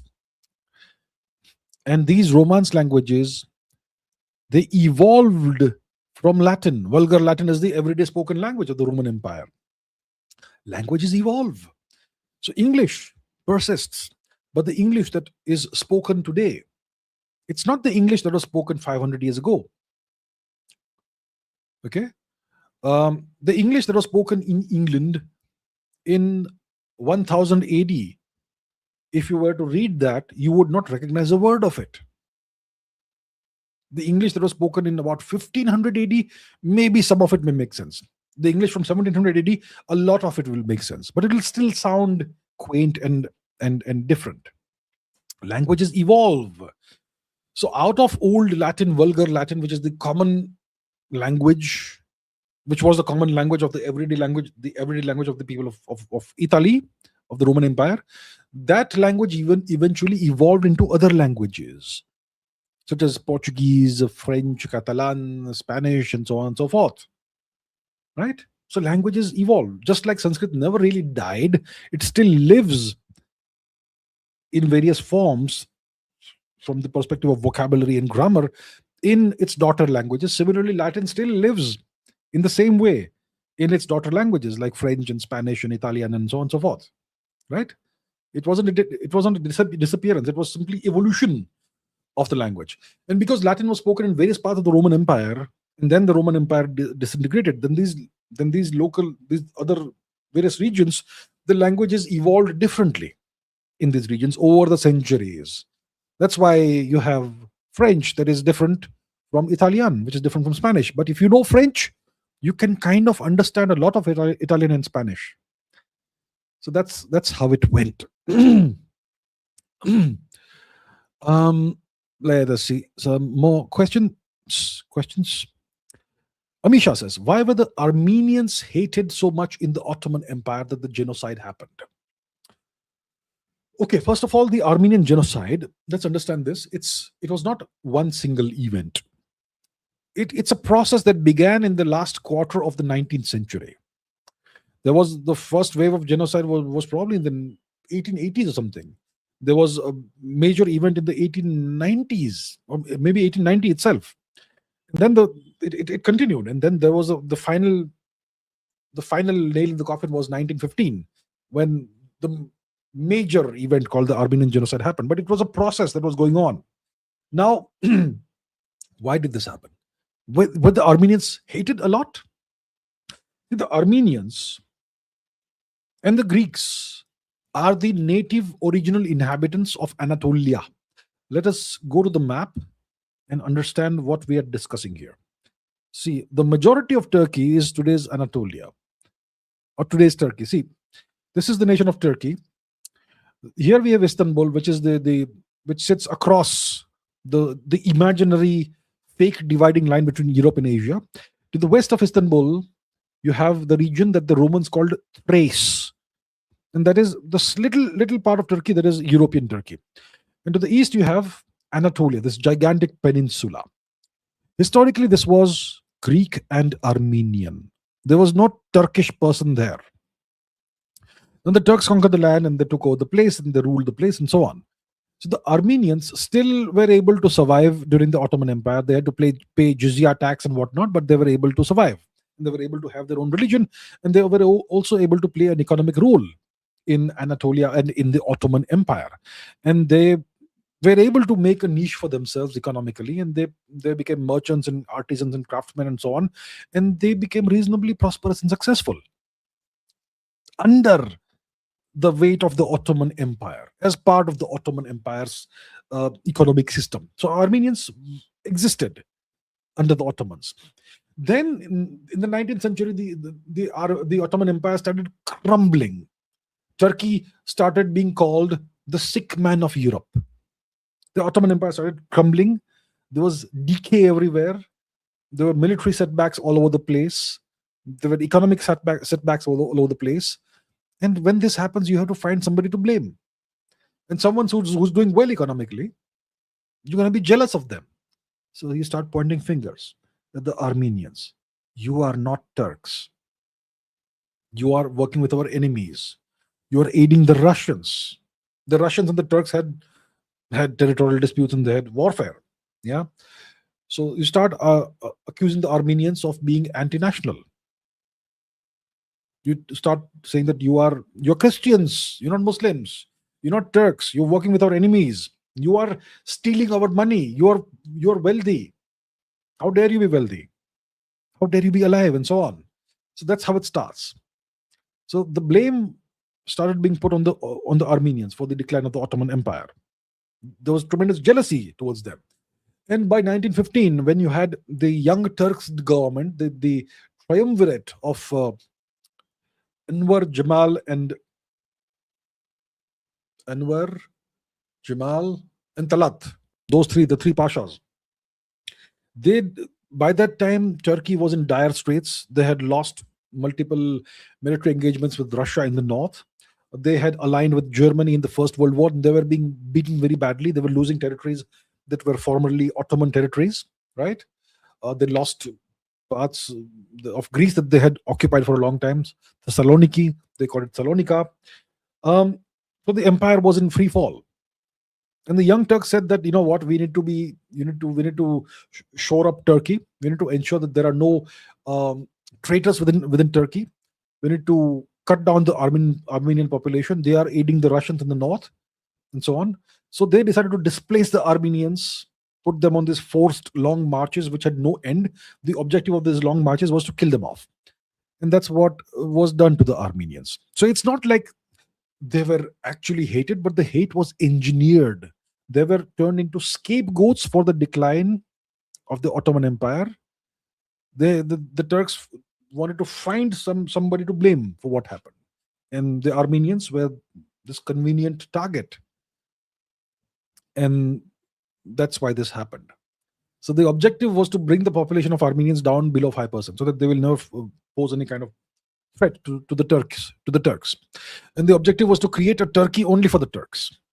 That's something that even Ataturk was aligned with. Ataturk was never involved in the Armenian genocide, but the Armenian genocide did actually benefit him indirectly, because it aligned with his objective of a Turkey for the Turks. So that's about the Armenian genocide. Amisha again says, what has been the effect of alcohol on history with regards to events and characters? How was alcoholism viewed throughout history? Look, alcoholism has never been viewed positively throughout history, no matter which culture, which civilization, which empire we're talking about. Alcohol has never been regarded very positively, right? Whichever place. Now, what's been the effect of alcohol on history? Well, I can think of one incident that I can recount today. When Alexander the Greek, when he conquered Persia, and he finally conquered the great capital city of Persia, Parshvapur. The Greeks called it Persepolis. So he finally was able to conquer Persepolis. And then to celebrate, he gets drunk. So Alexander gets drunk, and at night, during his drunken state, he says, set fire to the city. And his troops said, of course, sir, we'll do it.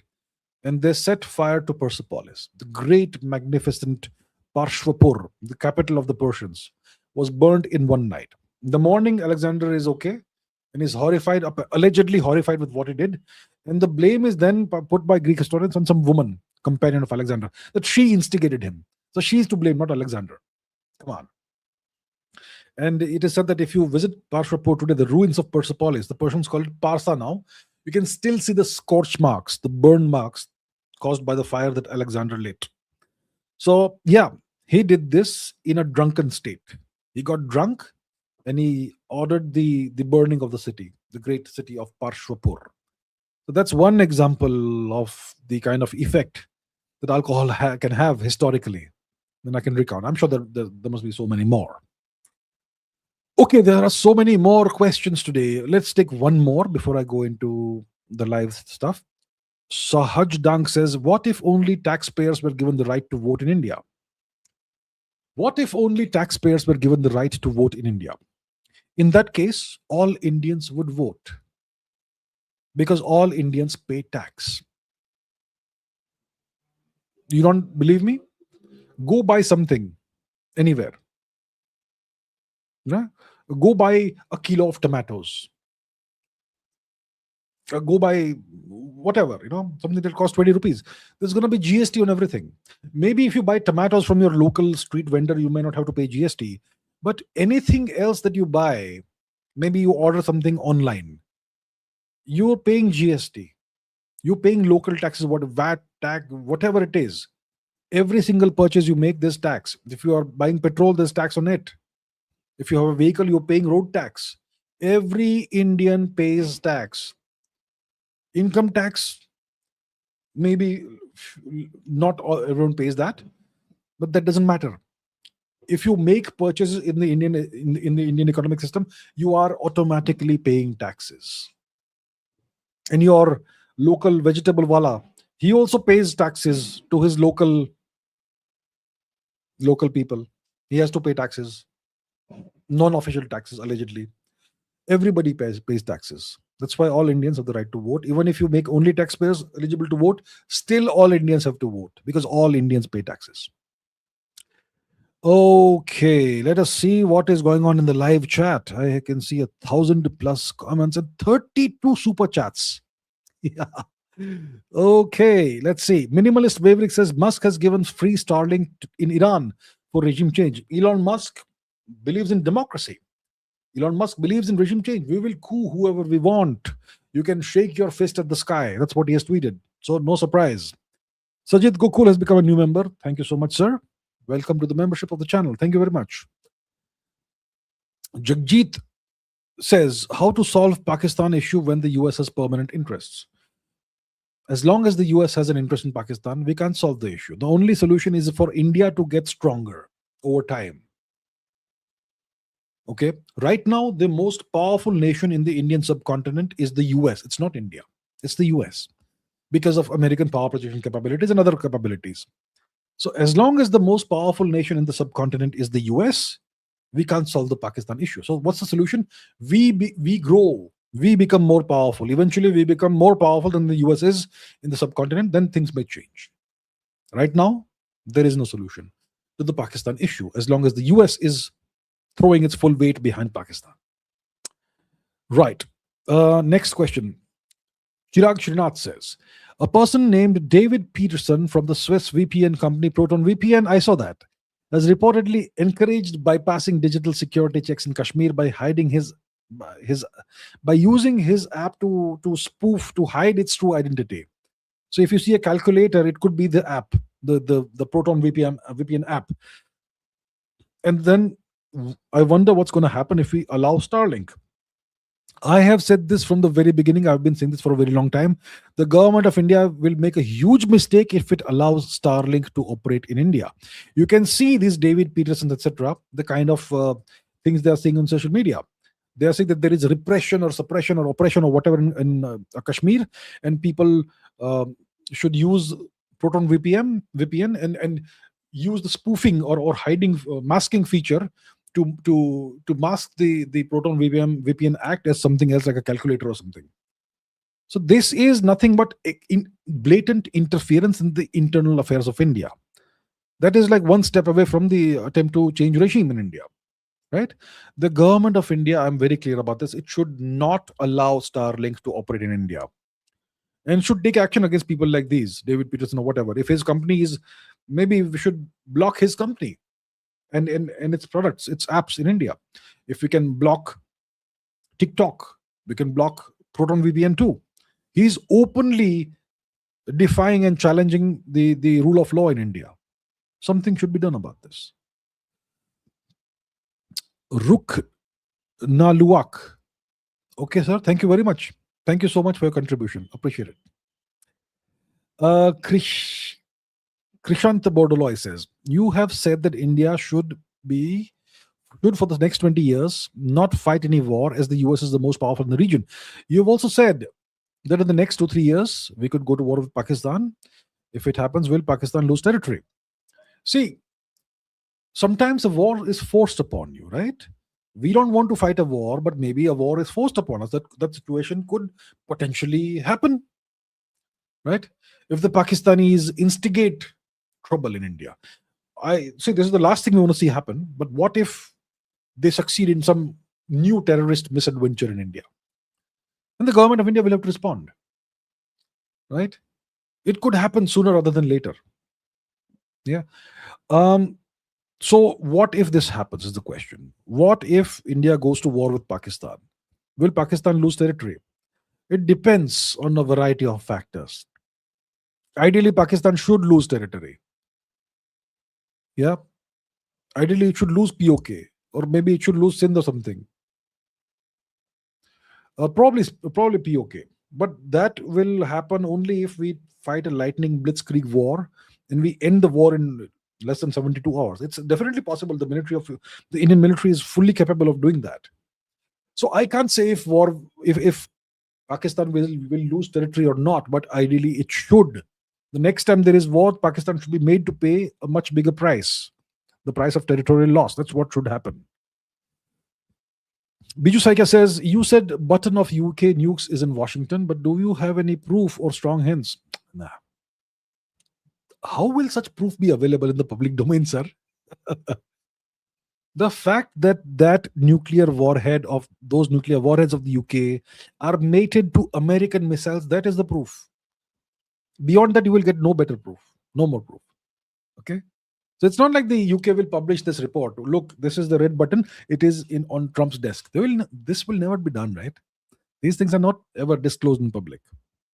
Right? Okay. Girish Kumawat is a new member. Thank you very much, sir. Thank you for becoming a member. Really appreciate it.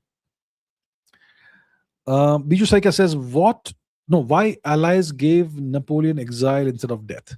Probably because there were a lot of supporters of Napoleon in France, a lot of people who truly admired Napoleon, and if Napoleon had been executed, there could have been, chaos in France, a rebellion, and maybe it would have been harmful to the interests of the UK. So put him in exile, claim that you are giving him dignified treatment, but just keeping him away so that he can't fight us anymore. That makes sense. And then perhaps poison him. Maybe that's what happened. Yeah. Rishi Bharat says, posture check and hydration reminder. Thank you for the hydration reminder. Let me drink some more of this Transylvanian juice. Thankfully, it is still liquid.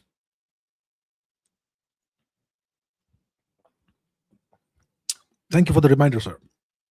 Heroes Manticore says, could Iran, instead of being regime changed, they could be forcibly neutered? Forced treaties, no nuclear, etc., by the US and Israel. Mullah regime would survive, but Iran could be partitioned into two. So the US wants to acquire all the resources that Iran has.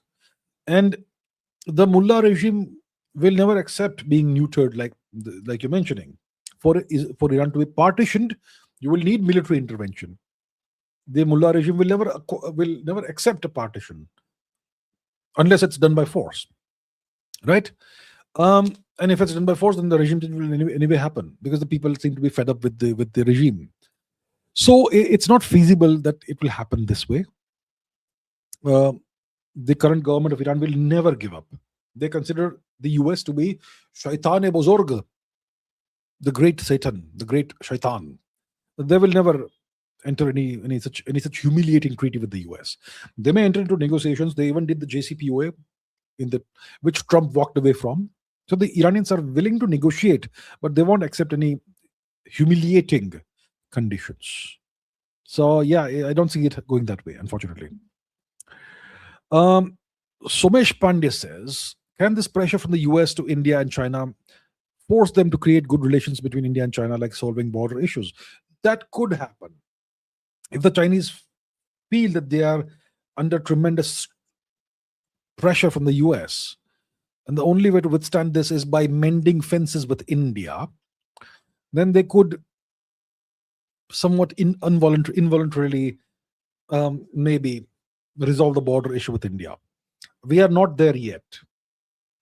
But yeah, if India refuses to vassalize itself to the US, and Iran falls, then China may be forced to mend fences with India. But it will also try and calculate, if I mend fences with India and then India becomes a US vassal later, what happens? That sort of thing. So there's going to be all kinds of calculations. It's pretty complicated. But yes, eventually, if the US pressure becomes significant, the Chinese may very seriously consider resolving the border issue with India, which they have kept open deliberately.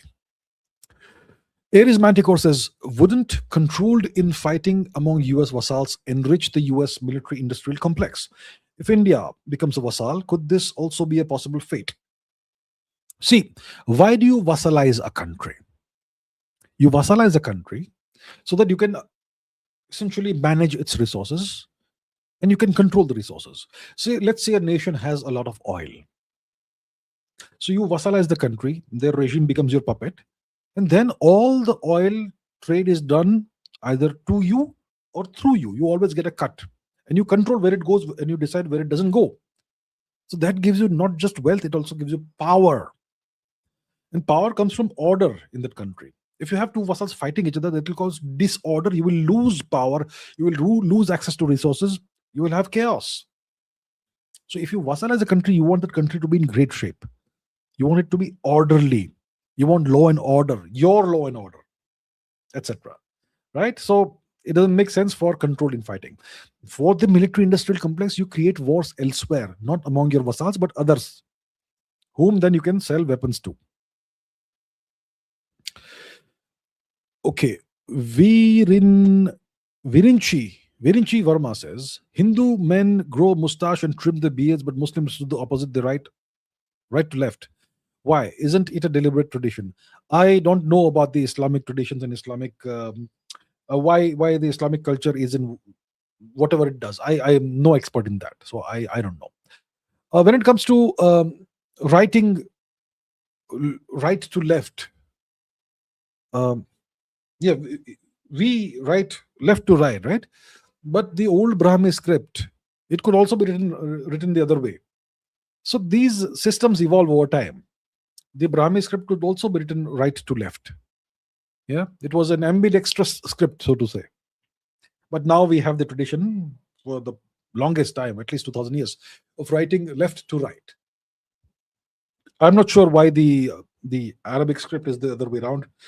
I haven't studied the history, so I can't really comment about that. And the mustache and beards and all, I don't know the origins of the Islamic traditions. I don't know.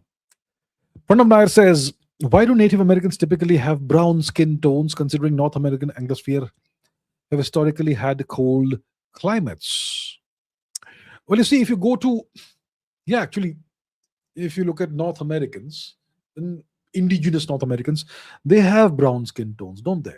But further north, if you look at the Inuit people, who are also Native Americans, they have pretty white skin tones. Or they look more like the Mongols. The Mongols also live pretty far up north, and they experience pretty harsh climates, but they aren't white as such, right? They aren't white. Mongols aren't white people. They are brownish, you could say, light brownish. So it's all to do with the climate. It's all to do with the climate and the amount of sun exposure that you get. Your skin tone is a factor. It's a function of the amount of sun your skin is hit with. So sun exposure is your skin is exposed to throughout the year. So if you go to certain parts of Europe, like the Scandinavian nations, that's where you have very little sun exposure, and that's where you have the whitest skins. If you go to Mongolia, it's not like you have English climate there. You have pretty harsh sunlight a lot of the time of the year. And the same applies to the North American Great Plains, etc. So that's why it made sense, most likely, for the skin tones to evolve in such a way that there was melanin, not a lot of melanin, but some melanin at least, like light brown, that sort of thing. So probably that's why Native Americans in North America have brown skin tones. When you talk about Mesoamerica, Mexico, etc., it's very natural for them to have the exact skin tones that Indians have, right? Aries Manticore says, is the US a thought? Is the US reaching hyperpower status? Can it still be called a normal superpower? Will ASI and quantum technology propel it into a new class of power? And what would that be called as new hard score? Right now, it's the sole superpower. Even the Chinese have AI. The Chinese are also doing their best to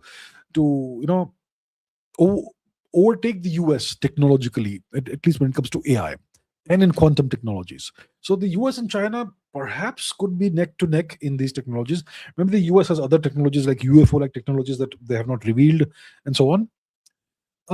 But the US isn't that far ahead of China technologically. Where they are far ahead completely is their power projection capabilities, unmatched. And if the US can conquer space through Elon Musk and SpaceX, well, that could make it a hyperpower, right? If by 2030 the Americans establish a permanent colony on the moon, and by 2040, 2035, 2040, if they establish a permanent colony on Mars, that starts taking them into hyperpower realms, because now they have not just an earth-based superpower and hegemony. They are expanding their hegemony to outside of the earth. So it is space that's going to be the transformative factor, I would imagine. Yeah. So I would say the US will be a hyperpower if it on the planet Earth, if it is able to neutralize China as well as Russia. In that case, it becomes the absolute hegemon globally. That you could call a hyperpower.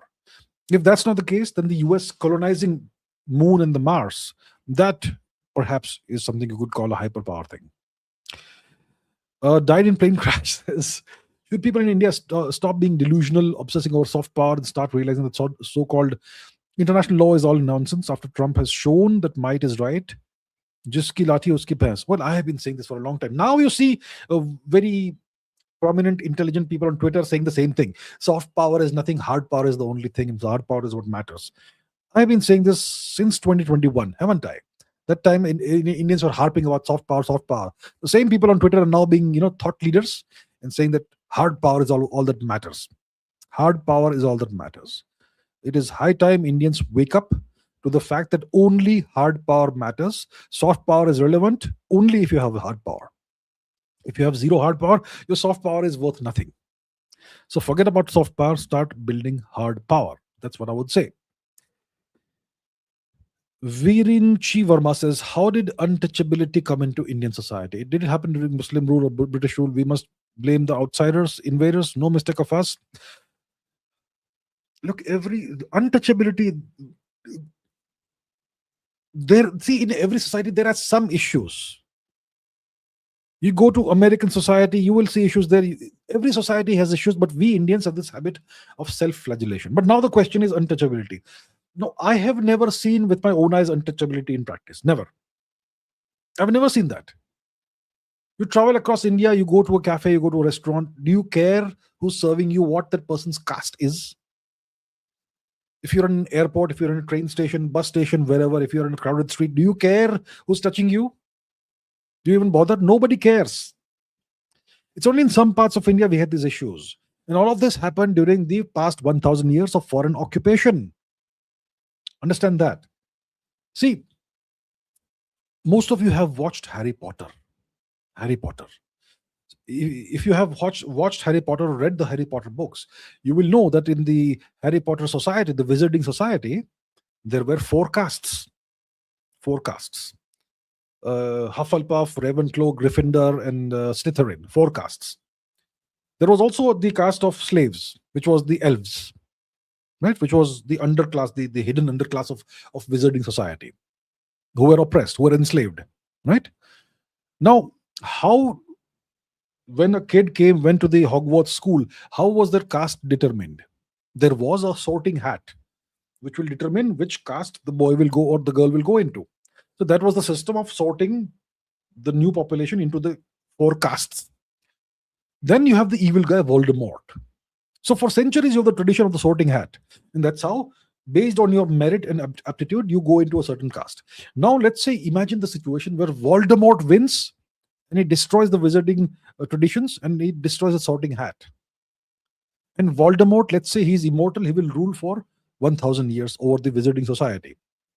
Then what will happen to the society? How will new children determine what caste they go into? The sorting hat is destroyed. So then what will happen? That they are afraid of Voldemort, who's oppressive. Every family will decide that whatever caste the dad was in, that is going to be the caste of the boy or the girl, because we have no sorting hat. So we have no choice but to now rigidify the system. Because we are under oppressive rule, our normal way of determining our life is gone. We have to somehow survive. So let us now make the caste system hereditary instead of using the sorting hat, because it's gone. And the elves, we will keep them enslaved and we'll treat them as untouchables.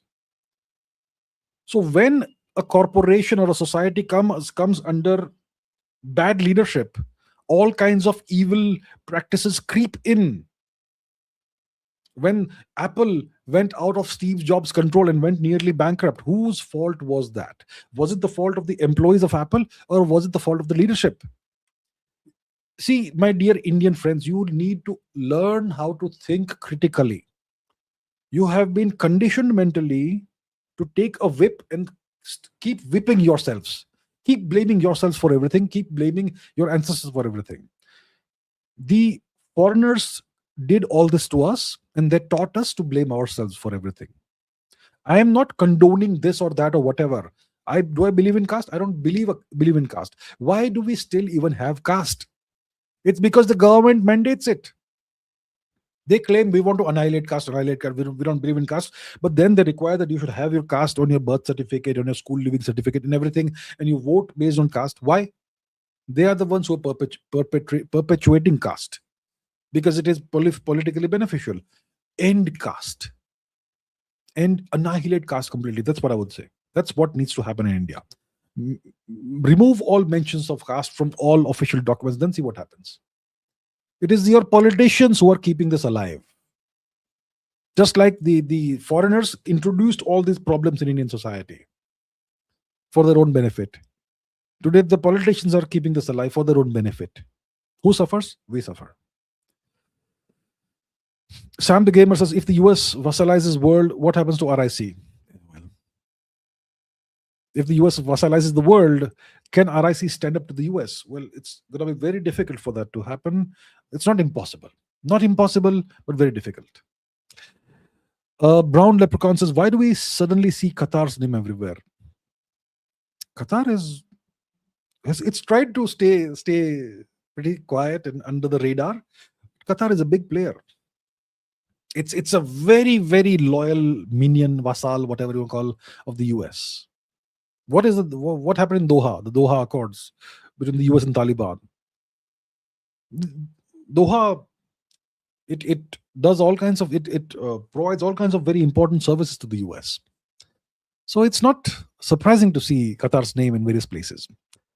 Okay.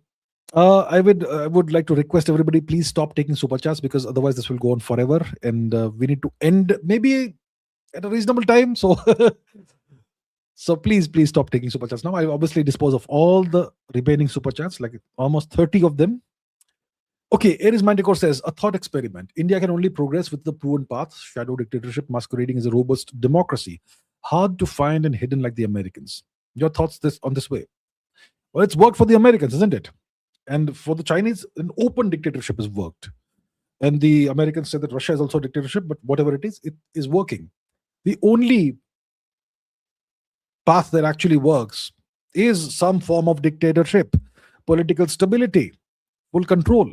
That's the only path that works. If you go down that road of democracy, you're digging your own grave. Every democracy has failed or is failing. Look at the EU nations. What has democracy given them? They are all right now in the process of digging their graves. So I agree. Mriganka Shekhar Biswas says, give Trump the ExxonMobil Peace Prize already. I would say give him all the peace prizes. I'll create a new peace prize and give it to Trump. Please, sir, take it. Enjoy. Stop destabilizing the world. But it won't make any difference. He wants all of that, but he also wants to gobble up the entire world. Virinchi Verma says, in this nature, many animals are killed untimely by other animals. Why is nature going against its design? Is there any scientific reason behind it? In this nature, many animals are killed untimely by other animals. Why is nature going against its design? If an animal kills another animal, that animal that is killed is going to die what we could perhaps call from a human perspective an untimely death. Because if the violence was not perpetrated on it, it would have lived until so-and-so age. But this is the design of nature. You have predators and you have prey. And all of this exists in a balance. The predators ensure that the prey animals don't multiply into too large a number and don't overrun the earth. A balance is needed. And nature is pretty brutal. Nature is full of violence. Violence on various scales. You have tigers eating large animals. You also have little wildcats eating little creatures, squirrels and whatnot. That's also pretty brutal if you see it. Nature is violent. Nature is not ahimsak. It's not non-violent. It's not all peaceful. Nature is brutal. Nature is unforgiving. This is the design. This is the design. This is evolution. Survival of the fittest. This is nature. This is nature. This is the design. Aries Manticore says, I see our people waking up to Kshatriyata after goddess Kali reminds us of how ruthless the illegals will be. It would not be pleasant at all. I suppose so, perhaps. I would say before any of this happens, the government of India should get its act together and deport all illegal infiltrators.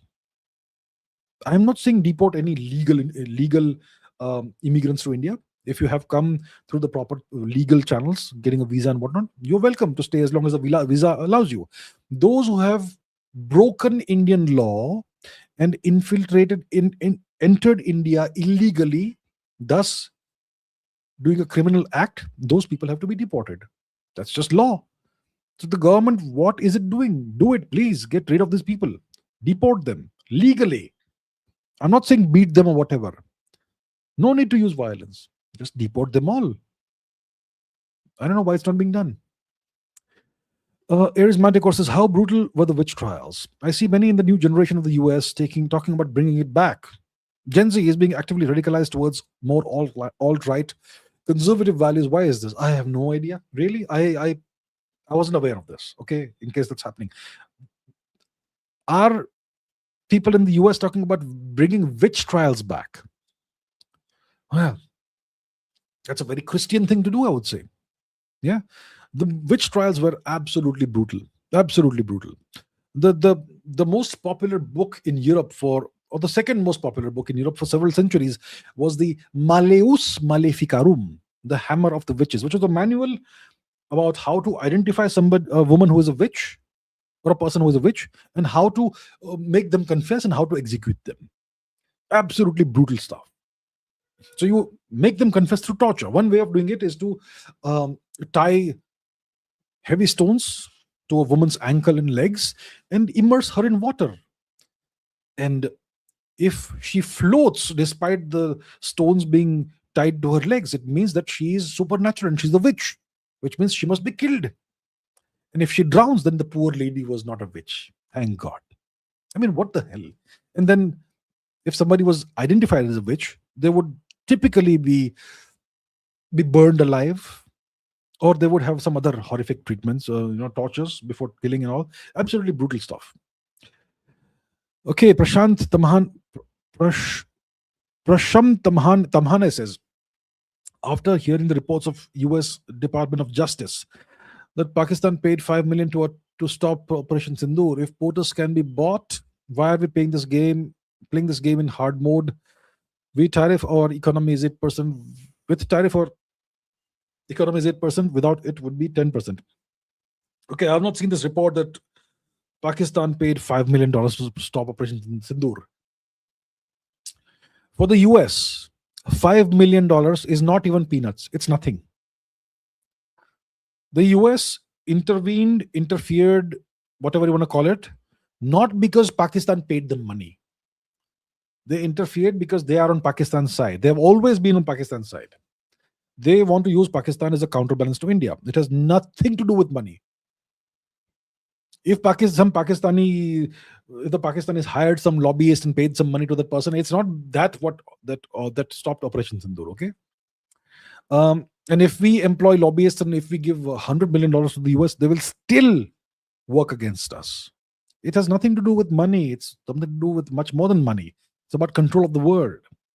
Money is not going to solve the issue. Slendy says, what are short-term objectives and long-term end goals of the deep state for the whole world? Look, short-term objectives, whatever is happening right now, we can see the short-term objectives playing out in real time. The long-term end goal is global domination. One world government. The deep state, whatever you want to call it, let's call it the deep state. The objective is to rule the entire world and control every single person. That is the end goal. And to do that, you have to take various actions and put the pieces in place in the jigsaw puzzle, which is what's happening right now. Died in plane crash says, what's your opinion on Igor Girkin, ex-FSB, who downed the Malaysian Airlines 17 founder of Angry Patriots Club, called Putin incompetent and asked for his resignation? I am not aware of this person. I am not aware of this Angry Patriots Club. I am not aware of somebody calling Putin incompetent, etc. I'm not aware of this, sir. Very sorry. Igor Girkin.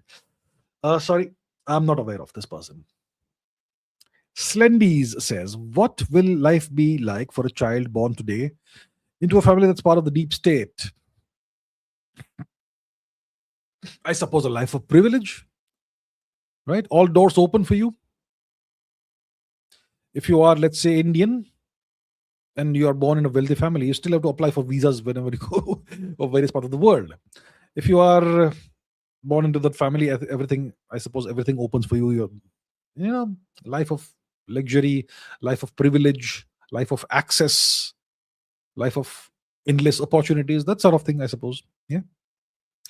Died in Plane Crash says, will Trump's US make move against the Hermit Kingdom?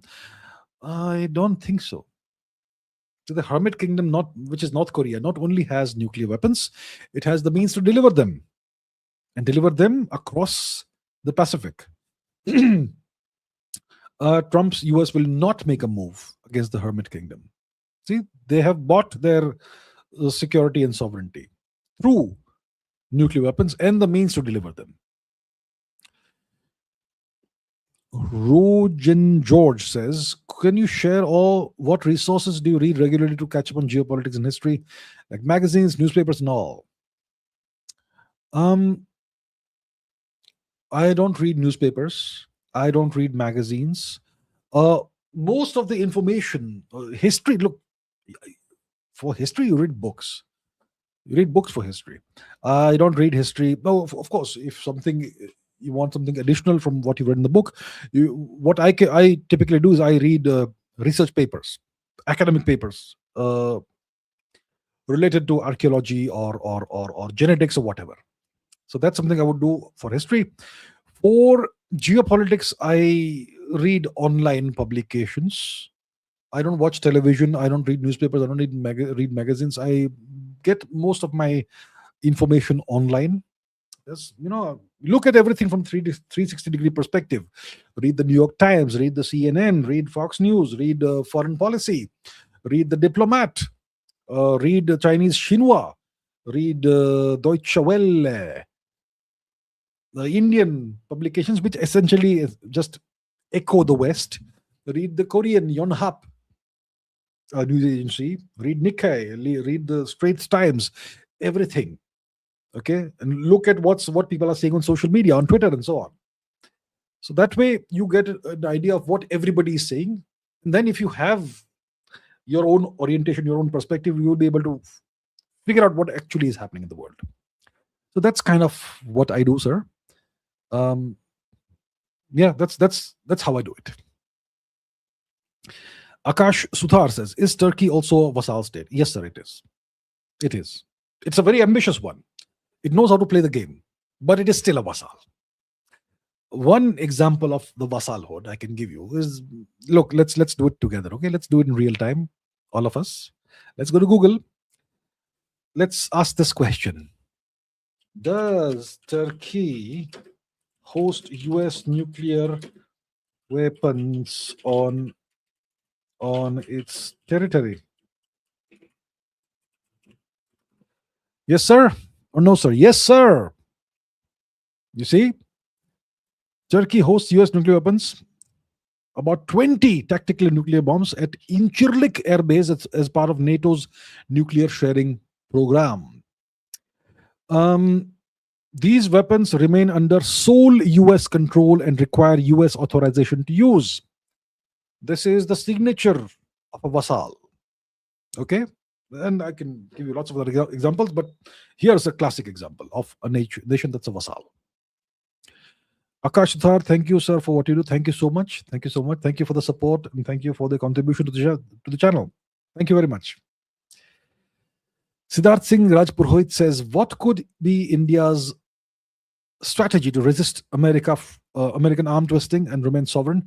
And how can I contribute now as a student? I want to join the Air Force. India's strategy to resist American arm twisting is to find allies or partners who will have similar objectives. Those allies or partners can be Russia and China, I suppose. Who else stands now? Iran may soon fall. I don't know. Is it still there? Only RIC, if they come together, can stand up together to the US. Individually, they'll fall one by one. And India should find a way to keep growing economically. Yeah. And India should ideally find its own oil reserves. These are the things India can do. How can you contribute as a student? You want to join the Air Force? Well, if you join the Air Force, you can contribute. If you want to contribute in other ways, well, excel in whatever you're doing in life, right? Become wealthy, use the wealth to help the nation in some way. There's plenty of things you can do. As a student, right now, you can't do a thing. You can do a thing if you become a person of substance. So spend the next 20 years becoming a person of substance. Okay? Spend the next 20 years investing in yourself. Spend the next 20 years being selfish. Then when you are a person of substance, maybe you have $100 billion. I wish you that. Then you can help the country in a more substantial way.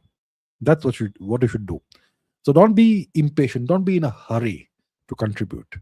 Contribute once you are a person of substance. All the best, Siddharth. Ruknaluak says, can you comment on pre-Islamic goddesses Al-Lat? I am not aware of. I know the name Al-Lat. I know that there were multiple goddesses. I know that in Mecca there was this temple with polytheistic temple with multiple gods and goddesses. But I don't know their what the goddesses signified, what their function was, and what the polytheistic pantheon was like. I don't know. I'm not aware. So I can't possibly comment on this. Sorry about that. Biju Saikia says, leftists in India often argue that even if Indians had unalived all British in India, then Britain would have invaded India again and colonized us. Yeah, how would they do that? If we had if our ancestors had unalived them all, and if our ancestors had unalived them all, don't you think they would be capable of unaliving more of them? Leftists have no actual logic. Okay? They only have an agenda. They only have falsehood to peddle, especially Indian leftists. So, Biju Saikia says, why Holy Roman Empire was called so? It was neither holy nor Roman, nor really an empire. The Holy Roman Empire. It was based in Germany, wasn't it?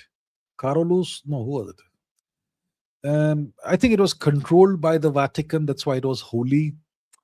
It was not holy, of course, by its actions. It was pretty nasty. It was not Roman. It was based in Germany mostly, yeah.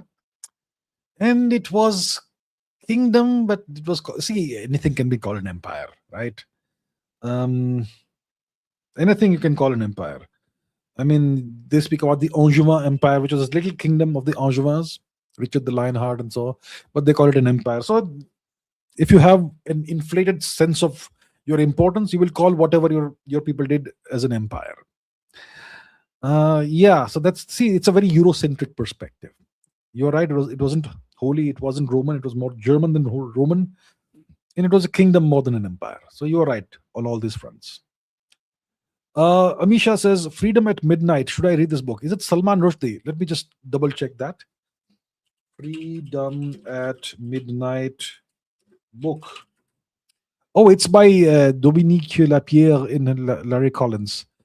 I haven't read this, so I can't comment.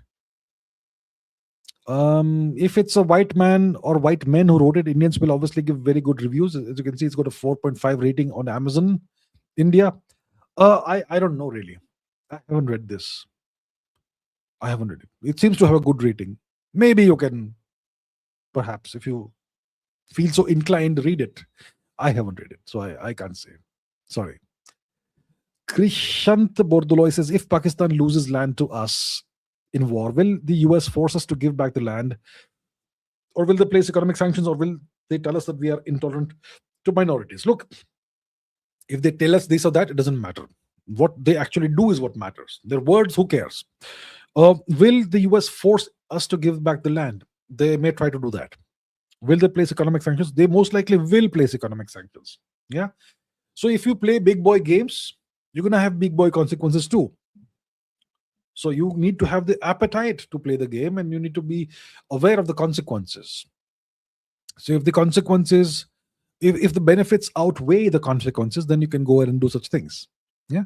But the US will definitely try their best to force us, first of all, to not take the land. But if we take the land, they may try and force us to give it back.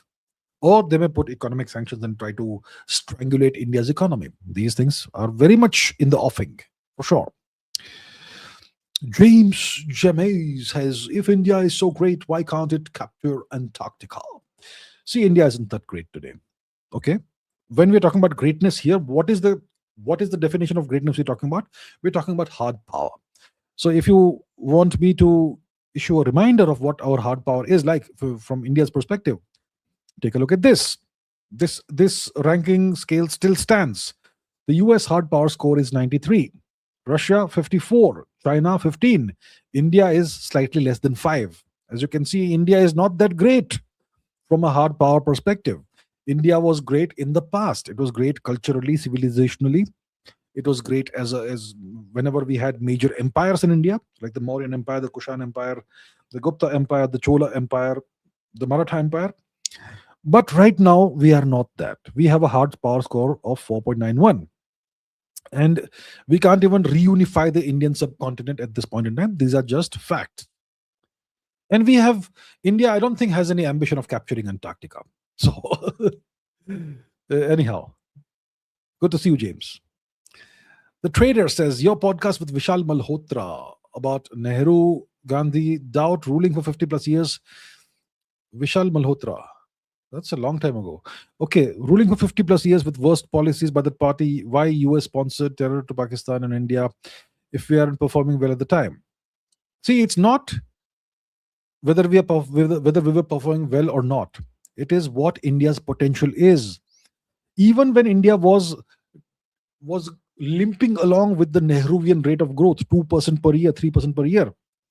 Even then, if India changed its policies, India would had the potential to grow very rapidly and become a very powerful nation.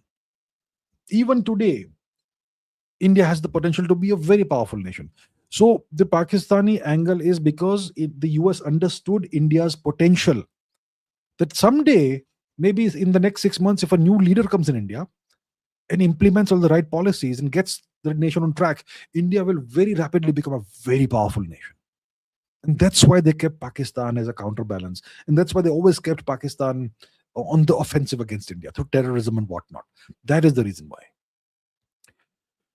Fast Snail says, if India, I love the name Fast Snail, if India exits the Quad and improves India-China relations, the Quad is mostly dead now.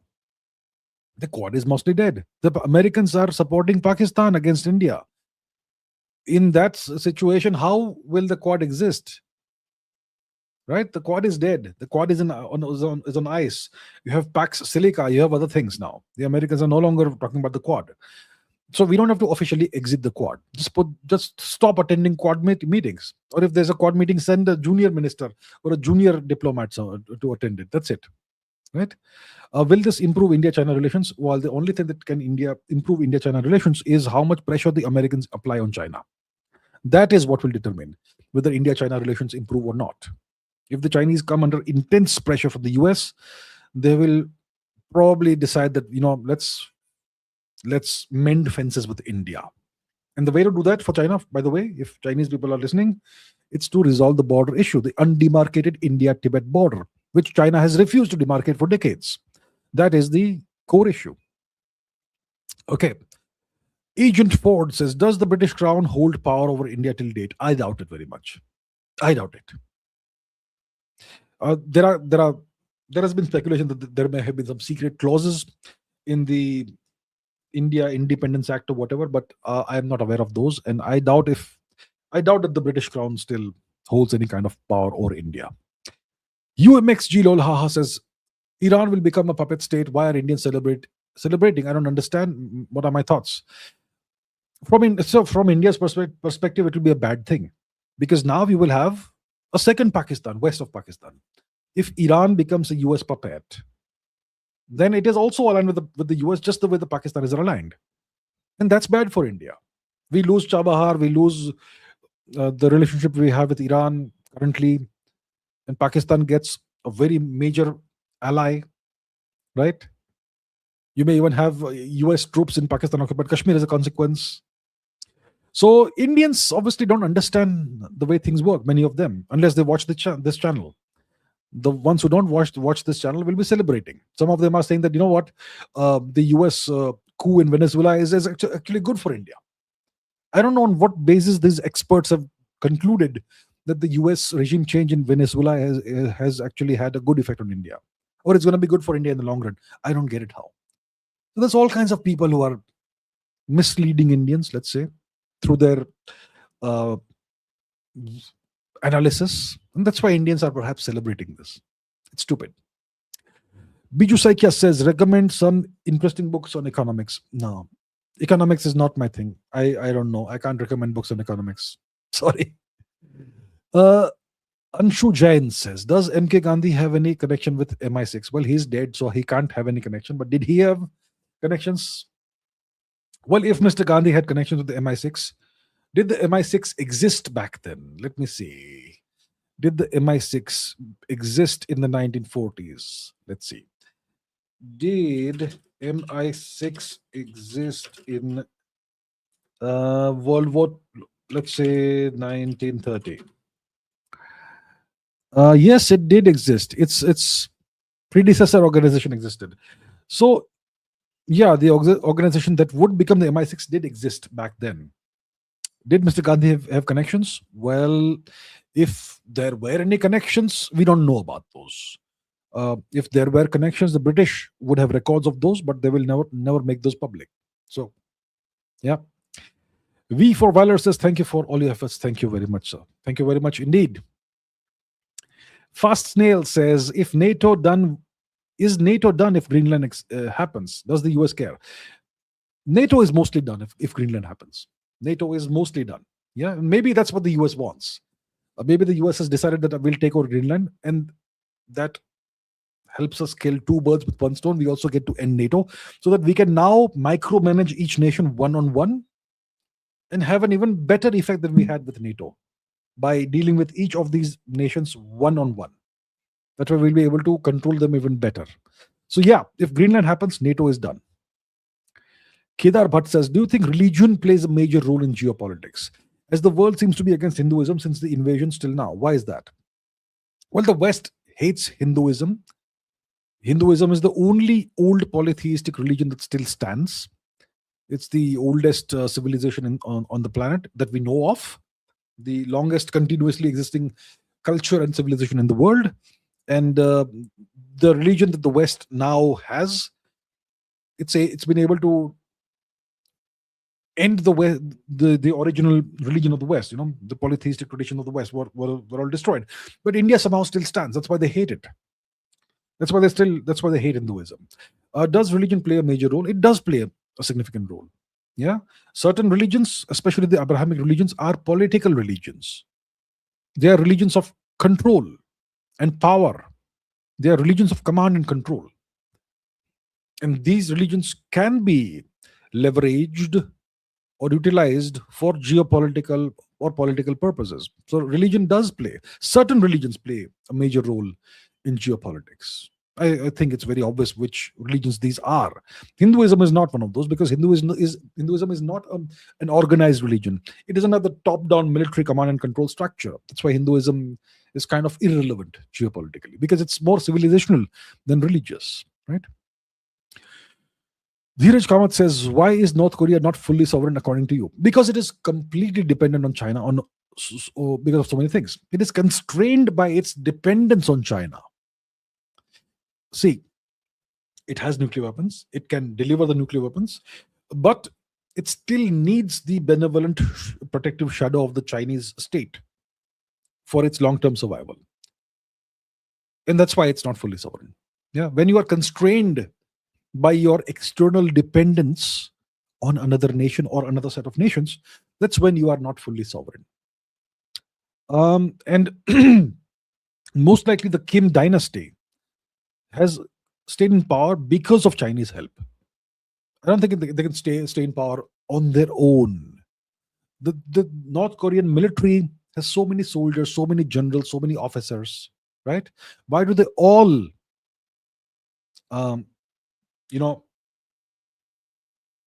pay their allegiance to the Kim dynasty? Because of China, right? So that's why North Korea is not fully sovereign. Krishnant Bordoloy says, when West turns right wing, it becomes extremely conservative and brutal to women.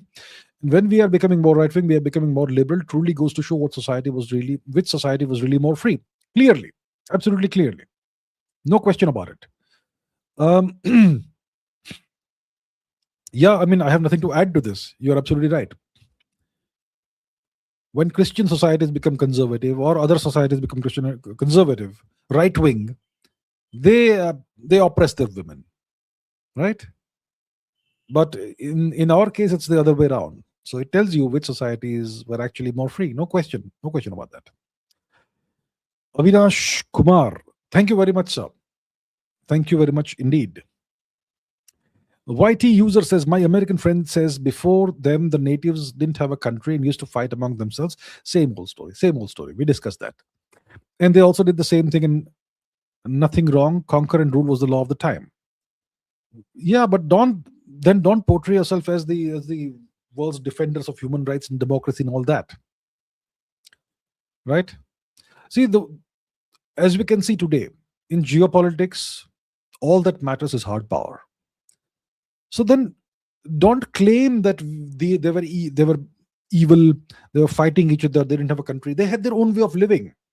The nation state system came from the West. The American natives did not have that system. They had a different system, their own indigenous system, that is none of your business. But you people destroyed it. And you people genocided the natives.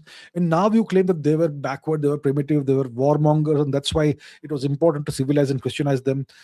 Stop doing this fake justification. Be very open about the fact that you are imperialist and you genocided a whole continent. That's the right thing to do, I would say. It shows that there is some guilt somewhere back in their psyche. Dilip died in plane crash says, is it possible that India has missiles that can reach Washington, D.C., but GOI doesn't want to reveal these? Also, your opinion on recent defense acquisitions and successful tests. Is it possible that India has ballistic missiles that can reach Washington, but the government doesn't reveal these? It is entirely possible. It's entirely possible. Yeah, but we don't talk about these. We don't reveal these. My opinion on recent defense acquisitions and successful tests. I'm not aware of the specific acquisitions, but the successful tests are great. India has one of the most advanced missile programs in the world. Yeah, and the tests prove that. So very good and very happy to see those tests. The ones over the Bay of Bengal, the Indian Ocean, extending all the way into the southern Indian Ocean. Good to see that, absolutely. I am Kaushik says, will China overtake the US as number one superpower? Not going to happen. Absolutely not. No. And US-China war incoming in next 5 to 10 years. And how do you see India, China, US, etc. in the next 5 to 10 years? First of all, China is not going to overtake the US as number one superpower. It's not even number two superpower. It's not even a superpower. It is much weaker than even Russia. Okay. US-China war incoming in next 5 to 10 years, doubtful. The Americans want to win without fighting a war with China. If there is a war, there will be a war in Taiwan. If the Chinese are stupid enough to make a move on Taiwan, and America will turn Taiwan into China's Ukraine. How do I see India, US, China in the next 5 to 10 years? Hard to say. The US will be the sole hegemon for the longest time. India will be very lucky if it doesn't get vassalized. China will be under intense pressure from the US. That's how I see it. KLCC says, what's up with silver trade, China, US, UK angles? I haven't been paying attention to that. I haven't been tracking the silver ups and downs, the trade, so I can't say. Sorry. I'm aware of something going on, but I haven't really been tracking that. Yeah. Ajhuro Bitathon says, do you foresee a possible future where it is advantageous for the government to reveal the truth about Subhash Chandra Bose and stop using Gandhi, India's global branding? Yeah, once India becomes powerful, that we don't have to care about what the West says and how the West demonizes us. That's when it could happen. Then, we could reveal the truth about Subhash Chandra Bose and stop using the branding of Mahatma Gandhi, Mr. Mohandas Gandhi. It's possible. For that, India will have to become a much more powerful nation. Minimum $10 trillion economy, maybe more. Maybe 10, 20 perhaps, 15, 20. It's going to happen in the future, hopefully. But for that, India needs significant more hard power than what it is right now. Kajoro Bitathon says, based on what you just said about North Korea, isn't Israel fully sovereign? Well, that's a great counter argument. No question about that. But Israel is fully sovereign. That's all I can say. Because of the amount of See, because of the amount of leverage it has in the US, let's just put it that way. Okay? Let's just put it that way. Israel is fully sovereign because of the amount of leverage it has over the US. Internal leverage, let's say. All right? Okay. Aryan Rajput says, thank you for this videos, Jai Hind. Jai Hind, sir, thank you so much. Thank you, Aryan ji. UMXG Lolha says, why episodes on Friday these days? See, when I travel, I have the choice of either not doing an episode or moving the episode around. I prefer to do 2 episodes a week because I really enjoy this. Tomorrow I'm traveling. So I thought instead of canceling the episode, I'll do it on Friday. And that's why it's here today. So today there's an episode and there's an episode on Sunday, but not tomorrow. Dheeraj Kawat says, is India now very likely to get vassalized? I think there is a high probability, but not 100% probability. Maybe 60% probability. But 40% no. So I am very hopeful. Despite the mathematical preponderance of 60 over 40, I'm still very hopeful that India will remain sovereign. I'm actually confident that India will remain sovereign. It's going to be a tough road ahead for India. But yeah, we're going to prevail. All right, people. That brings me to the end of today's live stream. Thank you very much for all the questions. Really, really fun. Really interesting geopolitics and history questions from the comments and these live stream questions as well. Thank you so much, everybody. Please keep learning. Please keep asking questions. Please keep raising your standards. I'll see you in the Sunday live stream. Until then, take care. See you soon. Bye.